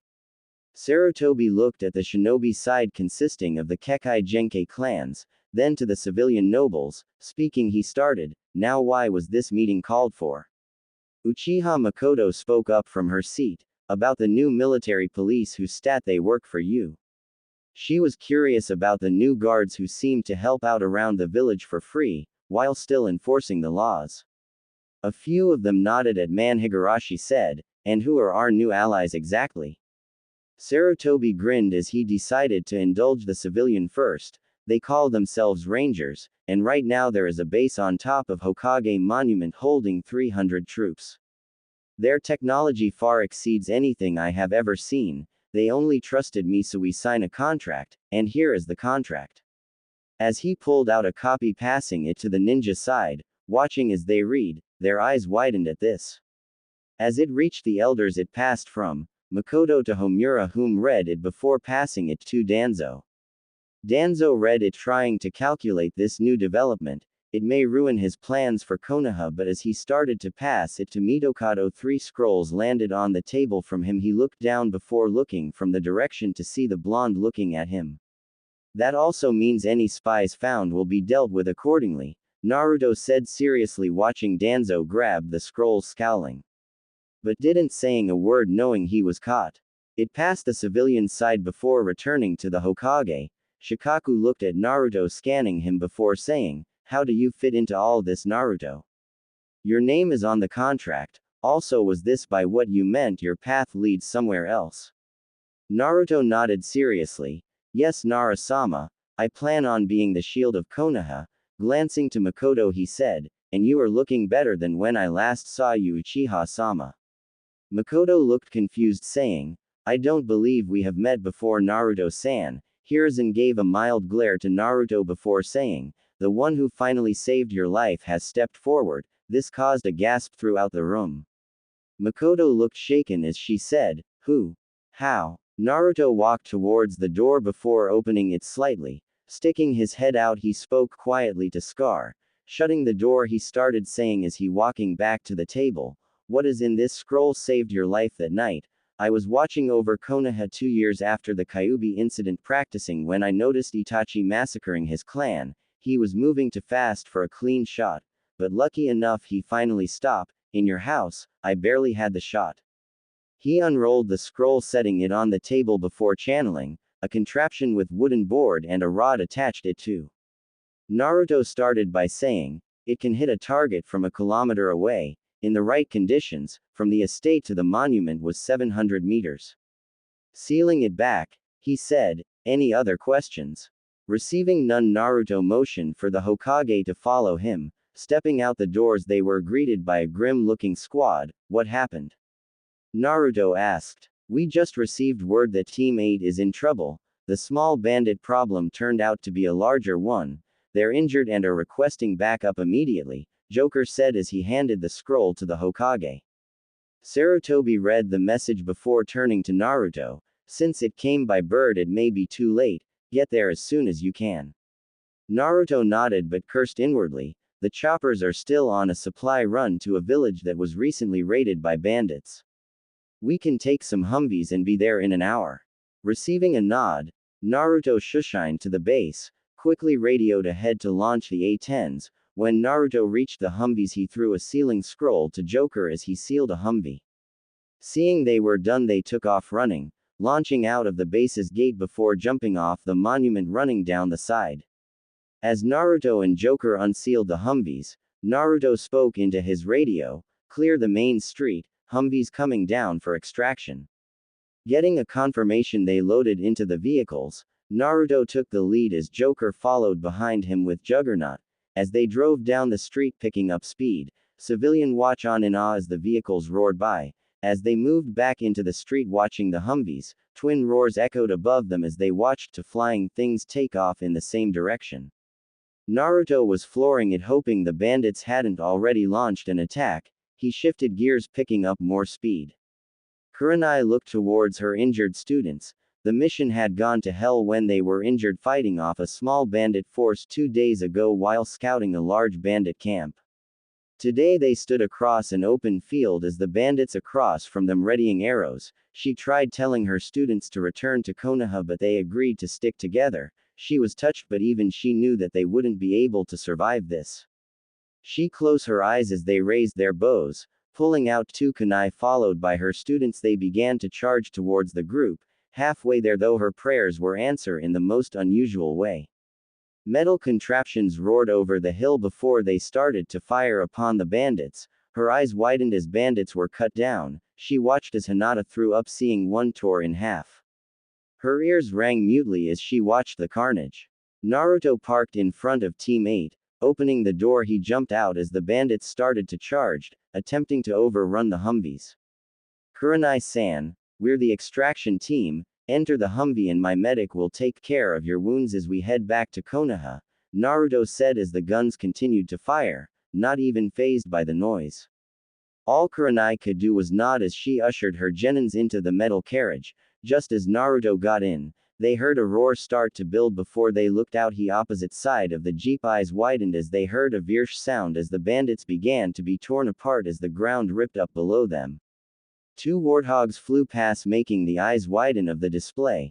When they were done, barely a few bandits survived. The ones that did retreated, still getting cut down by the .50 cals.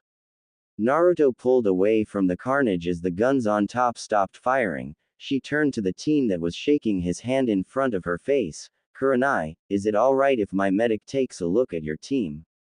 Kurenai was shaking, but managed to get out, sure, but what the hell was that?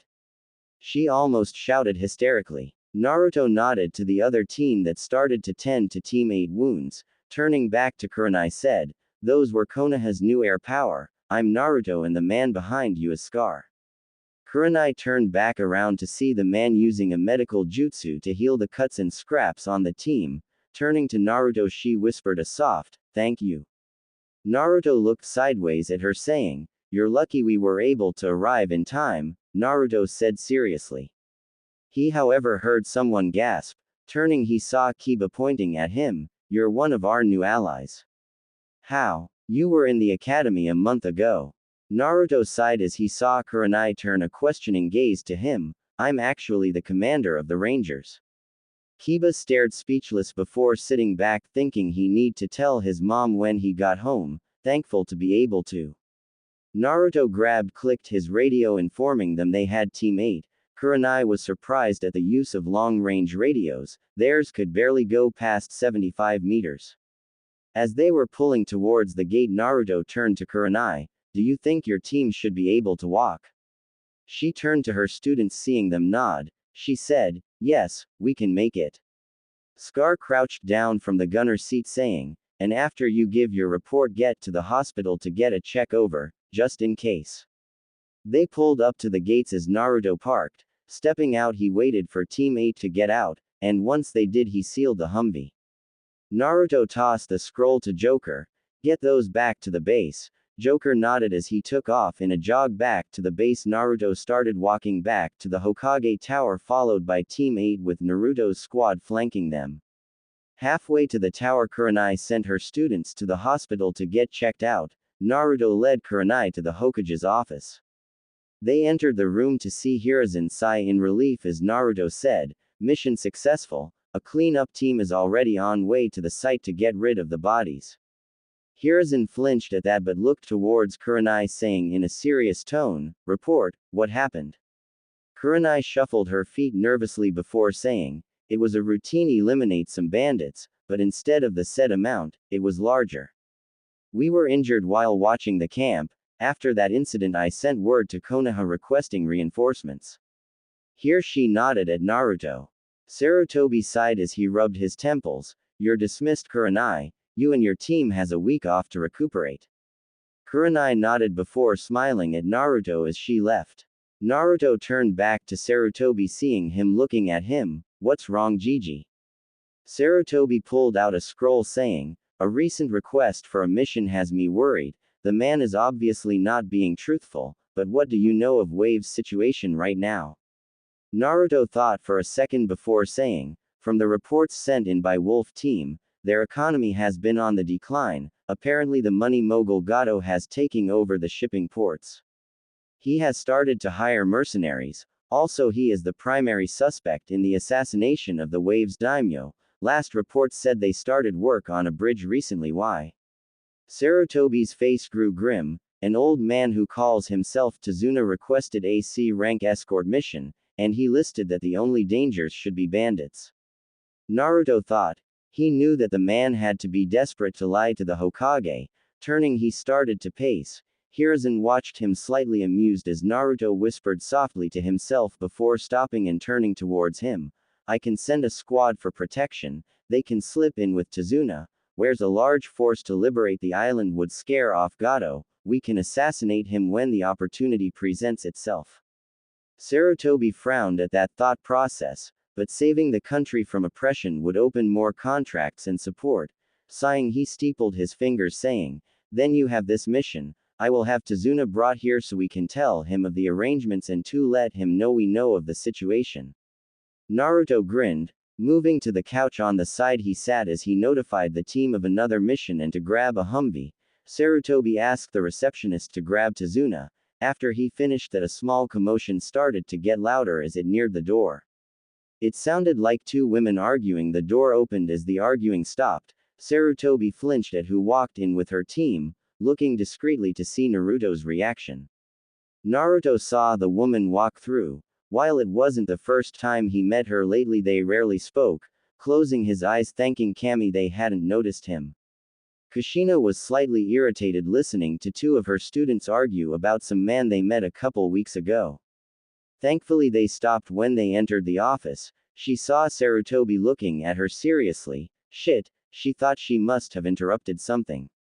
Team 2 here to report about a successful B rank, she said nervously, seeing the Hokage's eyes soften with recognition. Sarutobi let out a breath he was holding. Lighting his pipe he said, "Ah, good to hear that, Junin Uzumaki. You have 5 days off before being returned to active duty." Taking the folders, Kushina turned to see two of her students pointing at a teen sitting on the couch accusingly. The teen was making SSSHH gestures before seeing her looking at him, smiled sheepishly. Naruto-kun. Naruto-san. Rang out. Kushina turned back to both her students with indelicate eyebrow raised when she saw both of them giving each other a death glare. Putting two and two together, she turned an accusing finger at the blonde saying, "You're the one these two have been fighting about." Naruto was perplexed, looking at everyone in the room as he saw the two female teens blush deeply as they heard that. Scratching the back of his neck he smiled sheepishly. "I didn't know I was in an argument, sorry Kushina." Kushina was about to retort when the door opened again, letting an old man with a round belly to stagger through the door. Everyone turned to the new addition that looked at Kushina, then to her team saying, "These are the brats I'm getting. They barely look like they see." He was interrupted as Naruto covered his mouth, whispering quickly in the mont's ear. "Shush. Don't want to get them started. I'm your protection, so I would prefer to guard an alive contract instead of a dead one," Naruto said seriously as he patted the man on the shoulder as he saw the murderous grazes of the 4 women present. Sarutobi coughed into his hand, getting the attention of Team 2. "Thank you for your reports, but we have a mission to discuss," he said, clearly dismissing Team 2. The 3 teens left while 2 waved dreamily at Naruto, who waved back awkwardly as Kushina glared at him. When the door shut, he turned to Sarutobi, who said, "Tazuna, we know about the situation on Wave." The man started spluttering, attempting to make an excuse. Sarutobi stopped him cold with a small release of ki. "While you shouldn't have lied, we understand your situation. Naruto here has agreed to accompany you back to Wave, and stay and protect you as you complete your bridge. He will have secondary objectives, but him and his team shall be enough to adequately protect you. Any questions?" Tazuna felt relieved when he heard this teen would take the mission. Letting a small tear fall before he wiped it away, he said, "You don't know how thankful I am. The only question I have is, when do we leave?"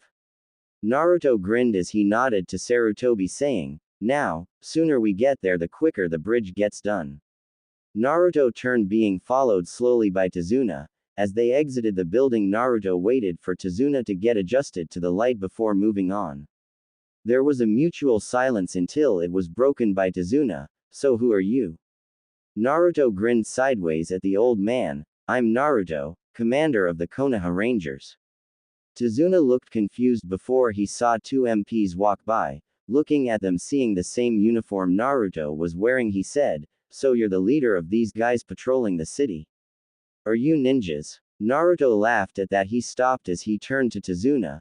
No, we're rangers, we're the shield of Konoha, and our leader is Hiruzen Sarutobi, he said as they continued walking. We are the village's new police force along with defense. If things go well in Wave, we may see about negotiating about putting a base on Wave. Tazuna looked like Christmas had come early, but before he could reply they arrived at the gates where three other teens were waiting. Naruto motioned at his team saying, the one in all the armor is Juggernaut, the one with the shit-eating grin is Joker, and the last one is our medic Scar. Tazuna waved meekly at the three as they in turn nodded their heads. The one called Scar threw a scroll in the middle of the road as a Humvee appeared before them. Tazuna looked odd at the metal behemoth before him. Naruto saw the drop jaw and said, you're getting ready to ride in style, Tazuna. Holding the door open, Naruto helped Tazuna sit down before taking the seat opposite of him. Joker hopped in the driver's seat as Scar got into the front passenger seat. Tazuna heard a thump on the roof as a pair of padded legs slid through the hole in the roof. Naruto waved his hand in front of Tazuna, getting his attention before thumping the side of the door. This thing is armored with 4 inches of solid steel. The only thing getting though here is a chakra-enforced kunai. Naruto sat back to catch a few winks before they reached the sea. The last thing he heard was Tazuna's gulp as he took a swig of sake. However, it just felt like he closed his eyes. When he was violently shook awake, he slammed his arm against Tazuna while he pulled his pistol. He heard Joker curse. Looking at him, he said, what happened? Joker placed the vehicle in park. Cursing, he turned to Naruto. Felt like something dropped. Hope it isn't that muffler again. Naruto rolled his eyes as he said, you would pick the only Humvee that needs repaired. Joker opened his mouth to retort but was interrupted by a banging on the roof. Hey boss, it wasn't the muffler. We got 2 bodies back here, Juggernaut said, keeping his .50 call trained on the prone bodies. Naruto grabbed his M4 saying, Joker watches Tazuna. Tazuna, stay in your seat. Scar with me.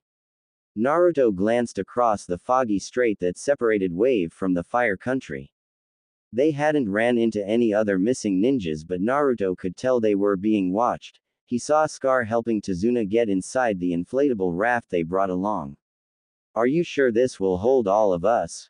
Tazuna asked skeptically as he sat down in the rubber boat that a second ago was just a rubber package.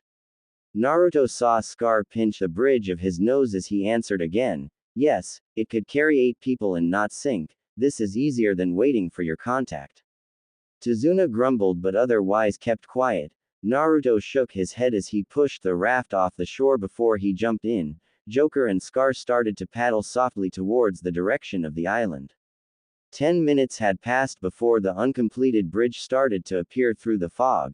Tazuna was waiting for the gasps of awe and waited to see his protectors ask questions. He was however let down as he saw the scanning eyes of the 4. Once they reached the shore, they hopped out quickly, sealing the boat again before unsealing the Humvee.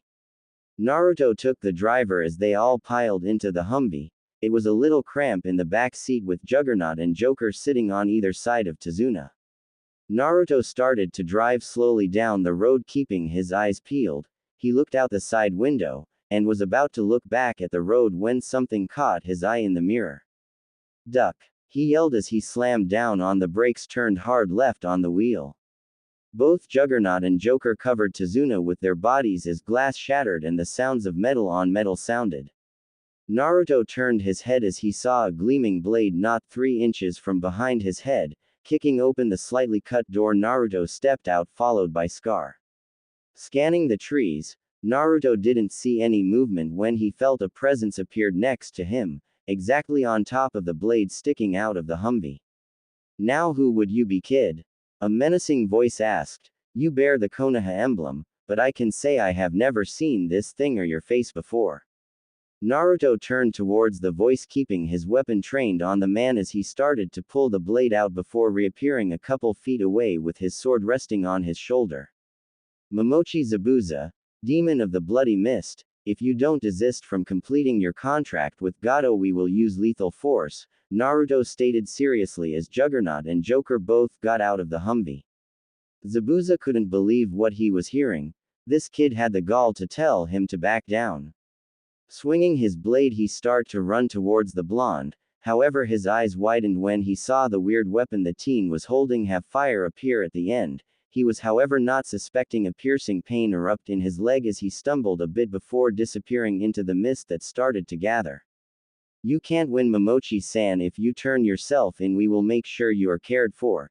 If you don't see a qualified medic soon, you will die from blood loss, Naruto said as he and his clones got back to back surveying the mist as it got thicker. You can't kill a demon, was whispered as Zabuza appeared in the middle of them. He brought his sword down towards Naruto. He was surprised when the sound of metal against metal rang out. His eyes widened at the bent weapon Naruto used to block the sword. Naruto thanked whatever deity for letting that work, pushing the sword to the side to not lose his opportunity go to waste. He quickly pulled out his combat knife as he jammed it into Zabuza's sword wrist, before pulling it out, slamming it into the unwounded leg before tripping him. Zabuza felt the cuts as he started to fall backwards. He saw the blade following his head and knew he would die. He however was surprised as the blade dug into the ground next to his ear. He felt something slap onto his chest. Looking down, he saw it was a seal. Its purpose was found out a second later when he lost the feel of his chakra. You're lucky. I need to find Gato's headquarters, or you would be dead. Now get your sidekick out here or we put a bullet in her head. He saw the monk's eyes widen in slight fear at that, but hardened knowing he was caught. Naruto sighed as he pulled his pistol, firing a shot. A yelp was heard as a body fell out of a tree nearby. Joker and Scar got to the body, which seemed to put up a fight but stopped when she realized that they had put a chakra suppressant seal on her. Naruto took off her mask. He was surprised to see the angry stare that was directed at him. Tying the mask to his belt, he turned to Scar. Heal them both, then make sure they're secured. We're going to take them back to Konoha after this mission. Haku was confused as the teen named Scar was healing Zabuza, before healing her also. She never felt any pain like that before when she was hit, and she was surprised when just a little crushed metal piece was pulled out from her leg. Tazuna got out seeing they had caught the two missing nin. He said loudly as he walked up to Naruto, I thought you said it could reflect kunai all the way up to being chakra enforced. Naruto rubbed his ear before giving an annoyed look at the client saying, well, I didn't take a flying giant ing sword in account now, did I? He gave a withering glare at a slightly snickering Zabuza. Shut it, you. Now Tazuna, do you have a place to stay? Naruto asked as he looked at the 2-inch hole where the sword had been through the door. T.S. King, he turned to Tazuna. Yes, me and my daughter run a small inn not far from here. Why? Tazuna asked, perplexed. Cause we're going to need a place to set camp. If everything goes well tonight, Wave should be rid of Gato by tomorrow morning, Naruto said as he signaled for everyone to load up in the Humvee. Zabuza and Haku were both thrown in the back. Naruto had Tazuna's seat in the front passenger to keep him away from the prisoners. Naruto parked the truck in front of the nondescript 2-story building. A woman in her 30s was standing out front with what had to be her son. Looking at Tazuna for answers, he was giving one. The woman is my daughter Tsunami, the boy is my grandson Inari. Naruto stepped out to see the women straighten but relaxed upon seeing her father get out after Naruto. Tsunami was fearing who the people in the metal machine park out front of their house were. However, when she saw the Konoha emblem, she was slightly relieved, but the fear returned when she saw a teen dressed in a different kind of camouflage that she had ever seen step out with green body armor on. Her fears were unfounded when her father stepped out of the other side. Inari was afraid of the newcomers. He had never seen anything like this before, and he knew they were from Konoha, but he let out a whoop of joy at the sight of his grandfather before running to him, gripping him in a hug. Naruto smiled at the sight before he heard Tsunami start to talk. My name is Tsunami, thank you for making sure my father returned safely. Naruto nodded and grinned as he said, "Well, Lady Tsunami, is it alright if we stay at this inn while we finish up our mission here?" Tsunami looked confused, but Tazuna beat her to answering, "Of course you can, Naruto. I mean, seeing as how you're going to get rid of Gato," Tazuna said as he lifted a wide-eyed Inari. Tsunami gasped as she looked back at Naruto, "Is this true, Naruto-san?" Naruto nodded. "Just call me Naruto, but that is the plan. Also, we have two prisoners who will need separate rooms," he asked as he waved to the tied-up Zabuza and Haku who were being carried over the shoulders of Juggernaut. Tsunami looked at them wide-eyed. She said, "We only have 3 extra rooms. I don't think we will have enough for you and your squad plus the prisoners." Naruto waved off her worries saying, "That's okay. We're going to be doing guard duty, so only one person will be sleeping every couple hours." She quickly ushered everyone into the house, showing where Naruto could put the 2 prisoners, and also where his team could sleep. Naruto had Juggernaut take first watch. As he walked down the stairs to see Tsunami already started on making dinner, Inari and Tazuna was listening to Joker tell them about his gear and weapon. Turning back up the stairs, Naruto went to Zabuza's room. He slipped through the door, seeing the man lying down on the bed. Naruto shut the door as Zabuza looked at him. Sitting in a chair, he asked, "So are you going to tell me where Gato's headquarters is?" Zabuza kept his eyes trained on Naruto before letting out a laugh. "And why would I do that, brat? He is still my contractor." Naruto kept looking at him with a blank face but said, "I would just torture you, but my ways of torture are pretty loud and I would hate to get blood stains on Tazuna's floor." Naruto stood to start pacing. He said, "I know the truth about the incident in which you were marked as a missing nin." Zabuza gasped but ground out through clenched teeth, "And what truth would that be?" "That you were freedom fighter, fighting for the liberation of the bloodlines in Water Country. After attempting a failed assassination on the Yondaime Mizukage, you ran with your young apprentice," Naruto said as he saw Zabuza's face grew blank. Naruto sighed, knowing he wouldn't get the man to talk. He decided for a little ploy, "Fine, I guess I can go ask your female apprentice, at least I will be able to interrogate her while still being quiet." This got the effect as Zabuza attempted to launch himself at Naruto, roaring with rage. Naruto just backhanded him with his pistol. He attempted to get up but felt the cool barrel press against his neck. Naruto said again, "Now tell me what I want to know before I realize you're just a waste of space." Zabuza ground his teeth before he said, "He is on the Ing-4th Island, damn it. I swear if you touch a hair on her head, I'll rip your balls off before force-feeding them to you." Naruto picked up Zabuza before dropping him back on the bed. He said, "Now that wasn't so hard, now was it?" All he got in reply a murderous gaze. Shrugging his shoulders, he opened the door to leave but turned to Zabuza, "Konoha Ranger Law 45, any ranger knowingly attempting to rape a female will be shot on sight." He closed the door to a blinking Zabuza before he heard aloud, "You ing brat. You tricked me." Naruto laughed as he walked towards the female prisoner's door. Opening it, he saw the female teen looking out the window, who turned surprised but eyes turned to ice as she stood a few feet from him. Naruto sighed as he kept standing. He said, "My name is Naruto, I am the commander of the Konoha Rangers, who might you be?"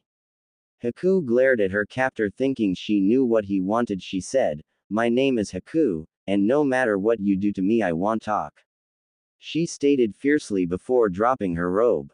Naruto's eyes widened at this but kept the grin of his face as he tried to keep his eyes from wandering down her body. Shaking his head, he backed up, "Please put your clothes on, I'm not here to do anything like that." Haku blushed scarlet as she picked up her robes before putting them back on. She huffed as she looked away from the boy who was quietly snickering at her. "And what would you be here for?" "I'm a tool for Zabuza, so you won't get me to reveal anything." Naruto took a seat. He still couldn't believe that most kunoichi had to deal with this if they were captured. Sighing, he sat back saying, "You might want to stop with the tool bit. I get annoyed by those phrases, but Zabuza didn't seem like he thought of you as a tool a second ago." Haku looked at Naruto with a blush still on her face. She asked, "And why would he change his mind?" Naruto pulled out a book before tossing it to Haku, who caught it. Reading the title aloud, she asked, Konoha Ranger Laws.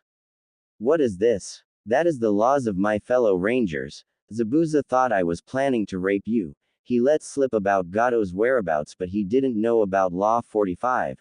Naruto motioned for her to open the book. She did, finding the law he mentioned quickly enough, but it made her eyes widen in surprise. None of the great villages had that law. Naruto stood from his seat stretching his back. He said, keep that, it'll give ya something to read while waiting for us to return to Konoha. Haku saw him halfway through the door before she stopped him. Stop. What will happen to me and Zabuza-sama? Naruto looked into her eyes saying, once we return to Konoha, you and Zabuza will be held in our base's cells. Afterwards Zabuza will more than likely be given to Kiri. Naruto shut the door as a soft sob followed him. He hated it, but it was how things worked. He just hoped the new Godime was sworn in recently. Walking down the stairs he passed Juggernaut. He said, give them some rations, I'll have Scar come keep watch in an hour, okay? Receiving a nod, he went down the stairs to see everyone sitting around the table eating. Taking a seat as all the eyes turned to him, he said, Joker, me and you are going to go to the headquarters tonight, should be able to get in quietly to plant some explosives along with a few other things. Seeing the meal turn somber, Naruto got a few bites before motioning for Joker to follow him. Stepping out the door, Naruto pulled something out of his pocket followed by Joker. Equipping their silencers, Naruto nodded to Joker. They started to run off in the direction of the small island as his mic crackled to life. Naruto, this is Wolf Team, we just arrived back in Wave, where do you need us? Naruto smiled at the reinforcements. He clicked his radio. Just in time guys, we're going to take out Gato's headquarters, should need some support, after this you will be taking up protection of Tazuna's family. The mic was quiet for a second. Understood, try to take him out tonight, he was planning something big tomorrow, we just passed a large camp of mercs. Naruto cursed but acknowledged the information, quickening his pace. Arriving at the fourth island part of the chain that made up Wave Country, looking through the ACOG scope on his new M4, he saw guards patrolling the grounds of an expensive mansion. Moving ahead, he crept slowly through the trees. As they were 15 feet away from a pair of guards, he motioned Joker to the side of him, counting down with his fingers. 2 silent shots rang out. The 2 guards crumpled in a dead heap. Passing the bodies, they reached a side door.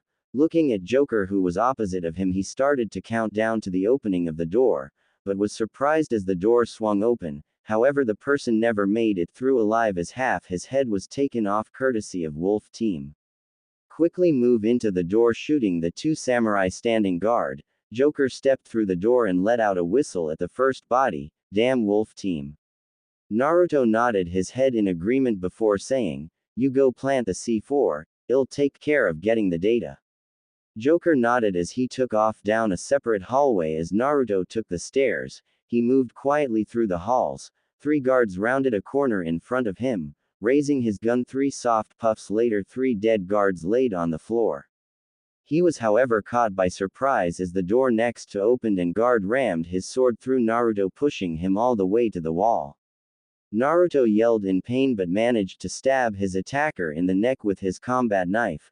Pulling the sword hurt a hell of a lot more than going in. He was glad it didn't hit anything vital, but knew he needed to get it patched soon. He walked towards the main office, trailing blood from his stomach wound. Opening the door, there was no one in there. Cursing, he clicked his radio. Joker, any sight of Gato? There was silence for a minute before Joker's voice came across the radio. No, but I have the bombs planted.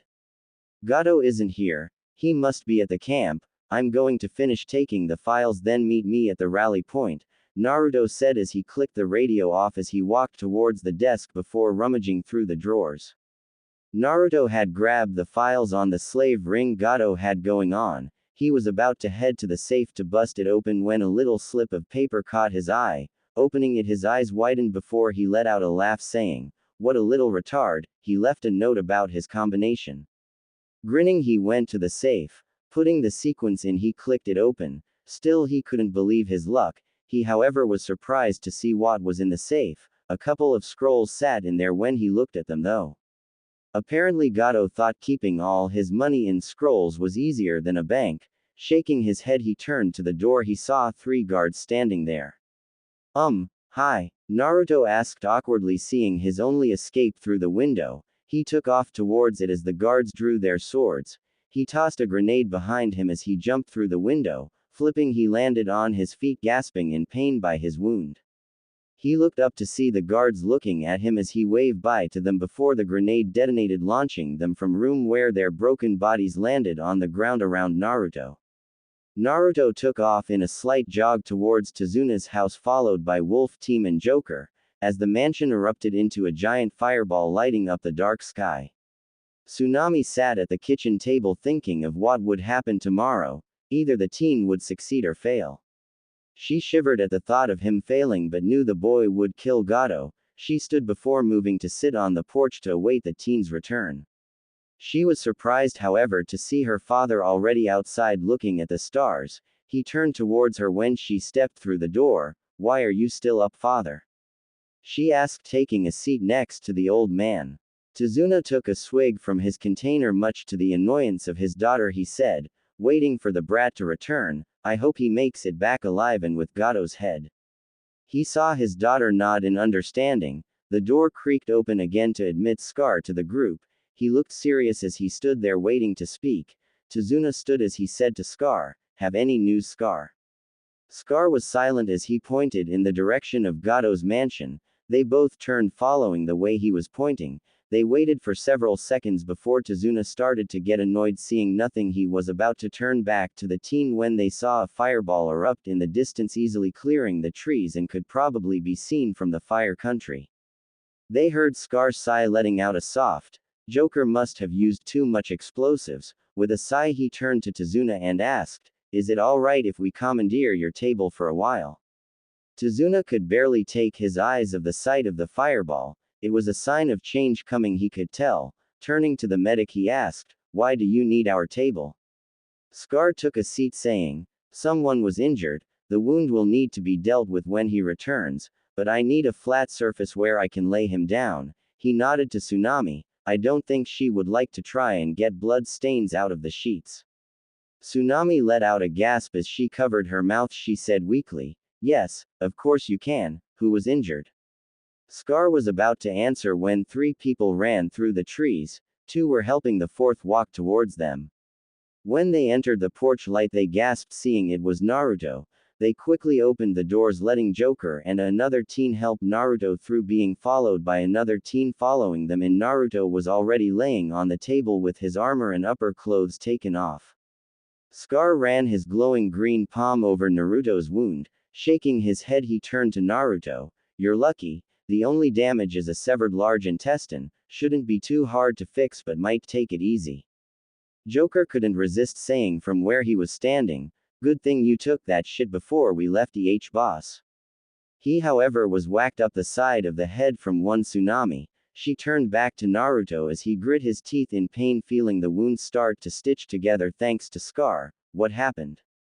Naruto looked down to see the fresh scar on the left side of his stomach. Gingerly sitting up, he said, "The mission went perfectly at first, but a guard who was just leaving the bathroom caught me unaware." He stood favoring his right side. He said, "Gato wasn't in his mansion, however I managed to get files. Going to have to go through it, but should have something for you guys soon." He motioned towards the 2 new teens, saying, "This is Wolf Team. The one carrying the long rifle is Remus, the other is Romulus." The 2 new teens nodded in greeting as Naruto continued speaking, "They will be guarding your family, Tazuna, while we're at the bridge tomorrow. Any more questions?" He knew they had tons, but were obviously holding back due to how tired he looked. He nodded his head before sealing his blood-stained clothes. He headed for the stairs, throwing a good night over his shoulder. He had asked for more reinforcements for tomorrow, knowing Gato was more than likely going to attack after he learned it was his mansion that went up in a ball of flames. Touching the new scar added to his small collection, his last thoughts as sleep took him was hoping everything turned out okay tomorrow. Naruto awoke early the next morning before Tazuna and his family. He made a big breakfast from some food he kept on his person in case of dire situations. After he was done, he sat down with his team and Wolf Team to discuss the plans for the day. Wolf team would guard the family while Naruto's team would watch Tazuna at the bridge. The small family awoke to the smell of cooking. They stumbled down the stairs to a small feast. They looked confused as to where all the food came from but was answered by Naruto. It's from me, eat, we have a big day ahead of us. Naruto waited for them to finish sitting before grabbing 2 plates of food. He moved towards the stairs. He arrived the first door. Opening it, he entered to see Zabuza trying and failing at tearing the seal off of him. Naruto actually laughed seeing the demon of the mist attempting to bite his seal. Zabuza looked up seeing he was caught. He growled being seen in a weak position, but his nose caught the smell of recently cooked food. He saw Naruto carrying 2 plates. He sat one down on the table. He turned to Zabuza. I know the rations were that bad, but seriously, eating paper won't help the taste. Zabuza glared at Naruto saying, I'll make sure you pay if I ever escape, brat. He grumbled, still eyeing the food as if it was poisoned. Naruto sighed as he sat by the door. I bet you will, but I'm not here to make future plans but to ask if you wanted to get some sunshine. Zabuza stopped moving as he saw Naruto looking at him seriously. He said as he took a bite of food, and what is the catch, brat? Naruto stood from his seat. It's going to be a sunny day today after the mist clears. I figured you and your apprentice would like to come to the bridge with us, he said as he looked outside to the foggy morning. Zabuza looked at Naruto with a blank face before he grinned. You know Gato will probably attack today, seeing as how your little firework display more than likely pissed him off. Naruto nodded as he went to the door. He said over his shoulder, and the more reason to have you there.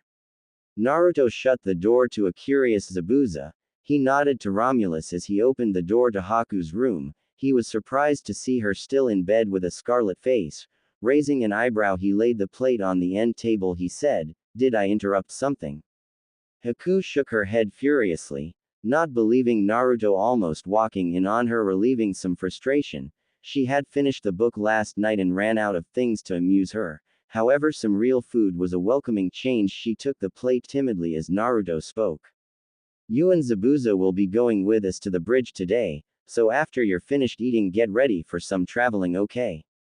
Naruto said as he took a seat near the bed. Haku nodded her head as she swallowed her food. She asked, I have a question, Naruto-san. Naruto waved his hand. Call me Naruto, hate honorifics, but shoot, what's your question?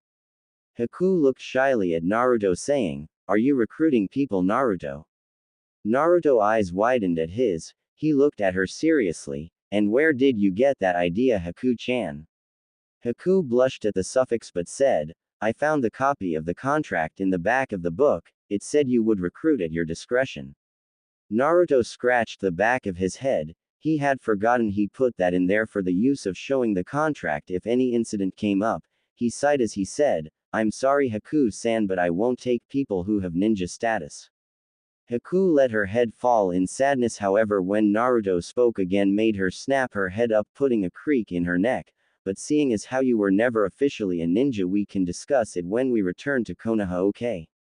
Haku couldn't believe what Naruto said. They would at least discuss it. She was about to thank him when she heard the door close shut as Naruto left. Naruto walked down the hall. As he passed Romulus, he said, Give them 15 minutes, then have them outside, okay? He received a nod as he headed down the stairs. Seeing the house empty, he went outside to see his team waiting for him along with Tazuna. Tazuna turned to Naruto and asked, So when are we leaving, Naruto? Naruto put his hat on as he walked towards his team. In 15 minutes, waiting for the prisoners to finish eating. Tazuna looked slightly frightened at the thought of bringing them and asked, Why are we taking them? Naruto stretched tenderly, touching his side. He said, It's supposed to be nice today, so thought they would like some sunshine. Everyone's sweat dropped at the thought of Zabuza enjoying sunlight, but they were interrupted by the arrival of the pair, being followed by Romulus. Naruto smiled at Haku, who smiled back. Zabuza looked suspiciously at Naruto at the exchange. Naruto turned to Romulus saying, Okay Rom, I want you to stay in sight. Rem, you find a nice tree to post up in, okay? Should be back this afternoon. Receiving confirmation at his orders, Naruto led the group towards where the bridge was being built. Naruto noticed the fog was starting to let up but not much. Arriving at the bridge, everything was quiet. Naruto pulled his weapon along with his team. Tazuna weren't the workers supposed to be already working? Tazuna looked around for a sign of his crew saying, "Yes, but I don't hear anything." Naruto motioned everyone forward saying, "Keep your eyes clear, we don't know what Gato has schemed." With that they moved forward onto the bridge. They traveled for a bit before bodies started to appear. Naruto bent down to feel for a pulse, finding none. He looked towards his squad, seeing them shake their heads also. Tazuna looked at the bodies going pale. He threw up on the side. Zabuza looked at the bodies with a blank face as Haku showed regret at the needless deaths. Naruto stood clicking his radio. He said, "What's the ETA on those reinforcements?" His radio crackled to life. 10 minutes, why? Naruto said as he heard a voice yelling, "Fire! I don't think we have 10 minutes. Naruto heard the twinges of bows being fired. He said loudly as he tackled Haku, "Take cover." Juggernaut covered Tazuna. As Joker tackled Zabuza, arrows fell through the fog on top of the group. Naruto cried out in pain as he felt 2 arrows go into his right arm and legs. As soon as it started, it stopped. Naruto rolled off of Haku, who looked wide-eyed at Naruto for protecting her. Naruto looked to see if his team was okay. Juggernaut stood up from a shocked Tazuna. The arrows seemed to have bounced off of him. Scar stood pulling an arrow from his arm before healing it. However, when Naruto looked at Joker, he was still laying on Zabuza. Zabuza rolled the teen off of him, feeling blood drip onto his body. He looked at the teen and saw an arrow sticking through the side of his neck. Naruto tried to stand but failed. He yelled at Scar, "Get Joker, he's hit." Scar cursed as he ran over to Joker. Breaking the end off of the arrow, he pulled it out. He quickly got to work healing the wound as Joker coughed up blood. The fog cleared to show 300 mercenaries with archers in the front. However, at the head of the assorted group was a small man. "Ah, so you're still alive, Guess that just means we can use you as examples." Naruto should have known it was going to be trap. Cursing, he clicked his radio quietly, asking the ETA of the extra troops. The answer didn't sit well him. "We're 5 minutes away from your location, sir." What? No response. PPHH, if this is Konoha's new power, then they must be desperate. Men, take care of them, but make sure their heads are still on their bodies so we can hang them as a warning, Gato said as he started to walk back into the group. "Gato!" A voice yelled out. The midget turned to see one of the teens pointing something at him. That was the last thing he remembered as a round entered his head before spraying bits of skull and brains out the back onto the nearest merc. Everyone stood shocked at what just happened. The mercenaries turned at the group. Pulling their weapons, someone yelled out, "You just killed our paycheck." They started to charge at the group. Naruto was surprised that this was the way he died. However, he yelled out as he saw Juggernaut start to run towards the mercenaries with his saw firing non-stop. "Juggernaut, no." It however fell on deaf ears as Juggernaut still ran. He emptied his entire 200-round clip. Naruto was attempting to cover him from his position, but his aim was off as his shooting arm was injured.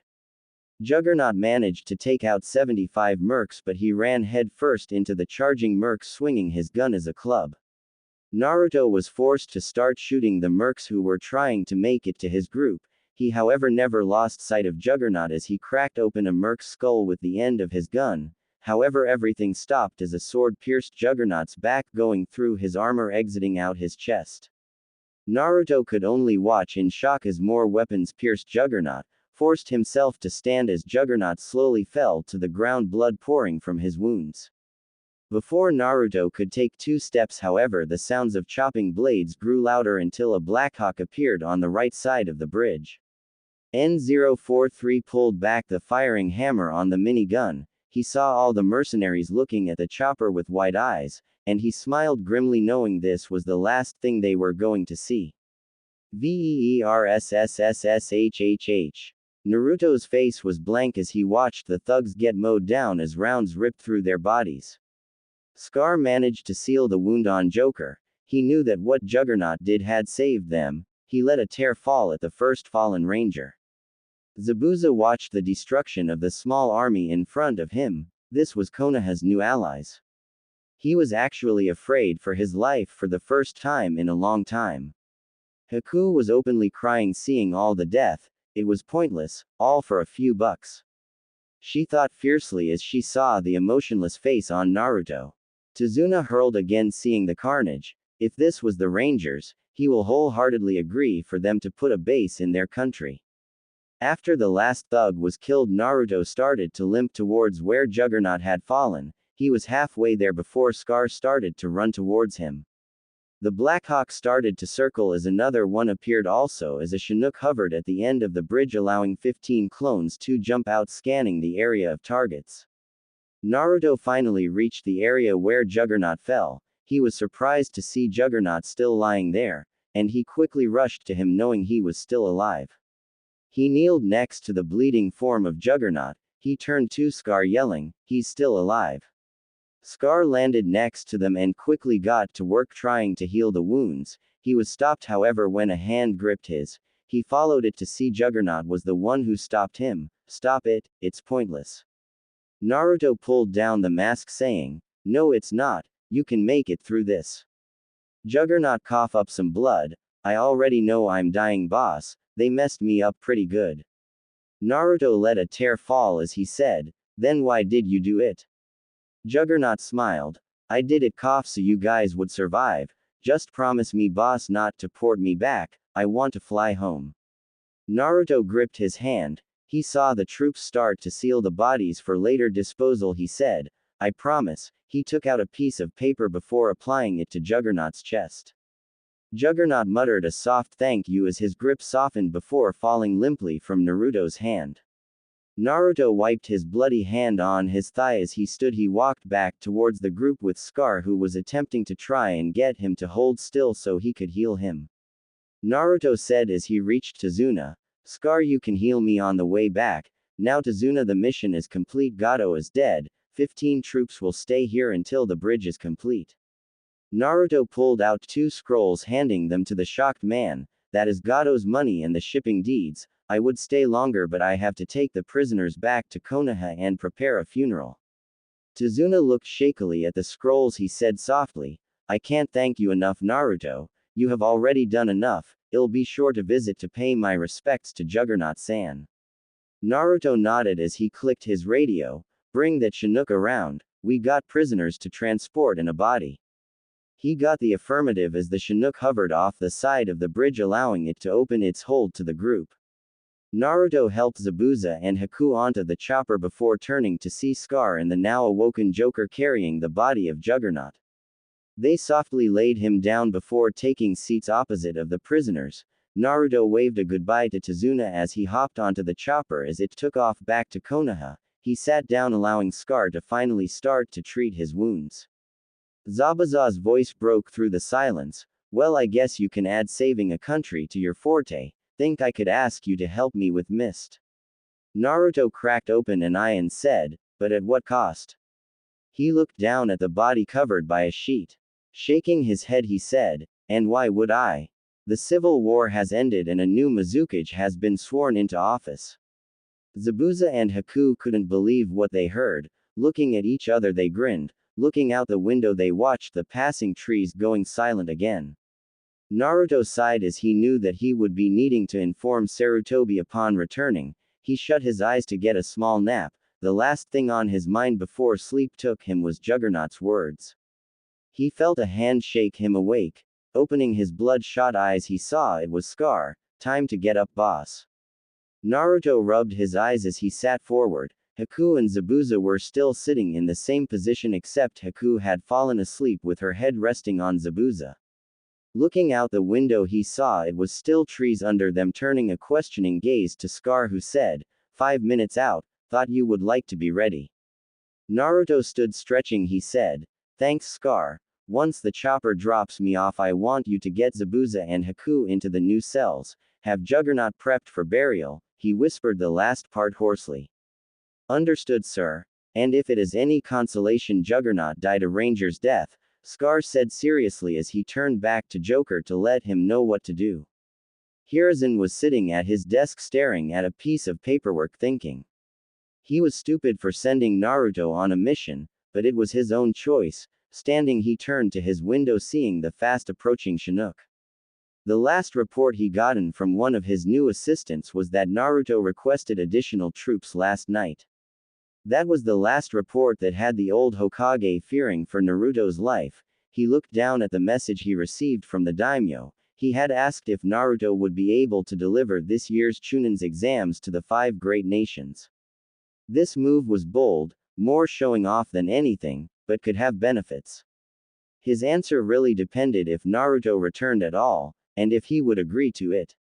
He watched the Chinook fly over his building. He was surprised to hear it overhead before it started to fade again. Taking a seat, he waited for news on Naruto when the man on his mind entered through his door. However, it wasn't the greeting he was expecting. Naruto stood at attention in his dirty BDUs and armor. Sarutobi could see rips here and there, but drying blood blotted his legs and arm, while there was a massive blood stain around a hole in his armor. His hands still had blood on them, along with bloodshot eyes. Spoke of an experience that won't be forgotten. Mission accomplished. Gato is dead and the threat to Wave has ended, Naruto said hoarsely as he dropped the salute. Sarutobi was saddened but needed to know the details. What happened, Naruto? He asked softly as he stood from his desk.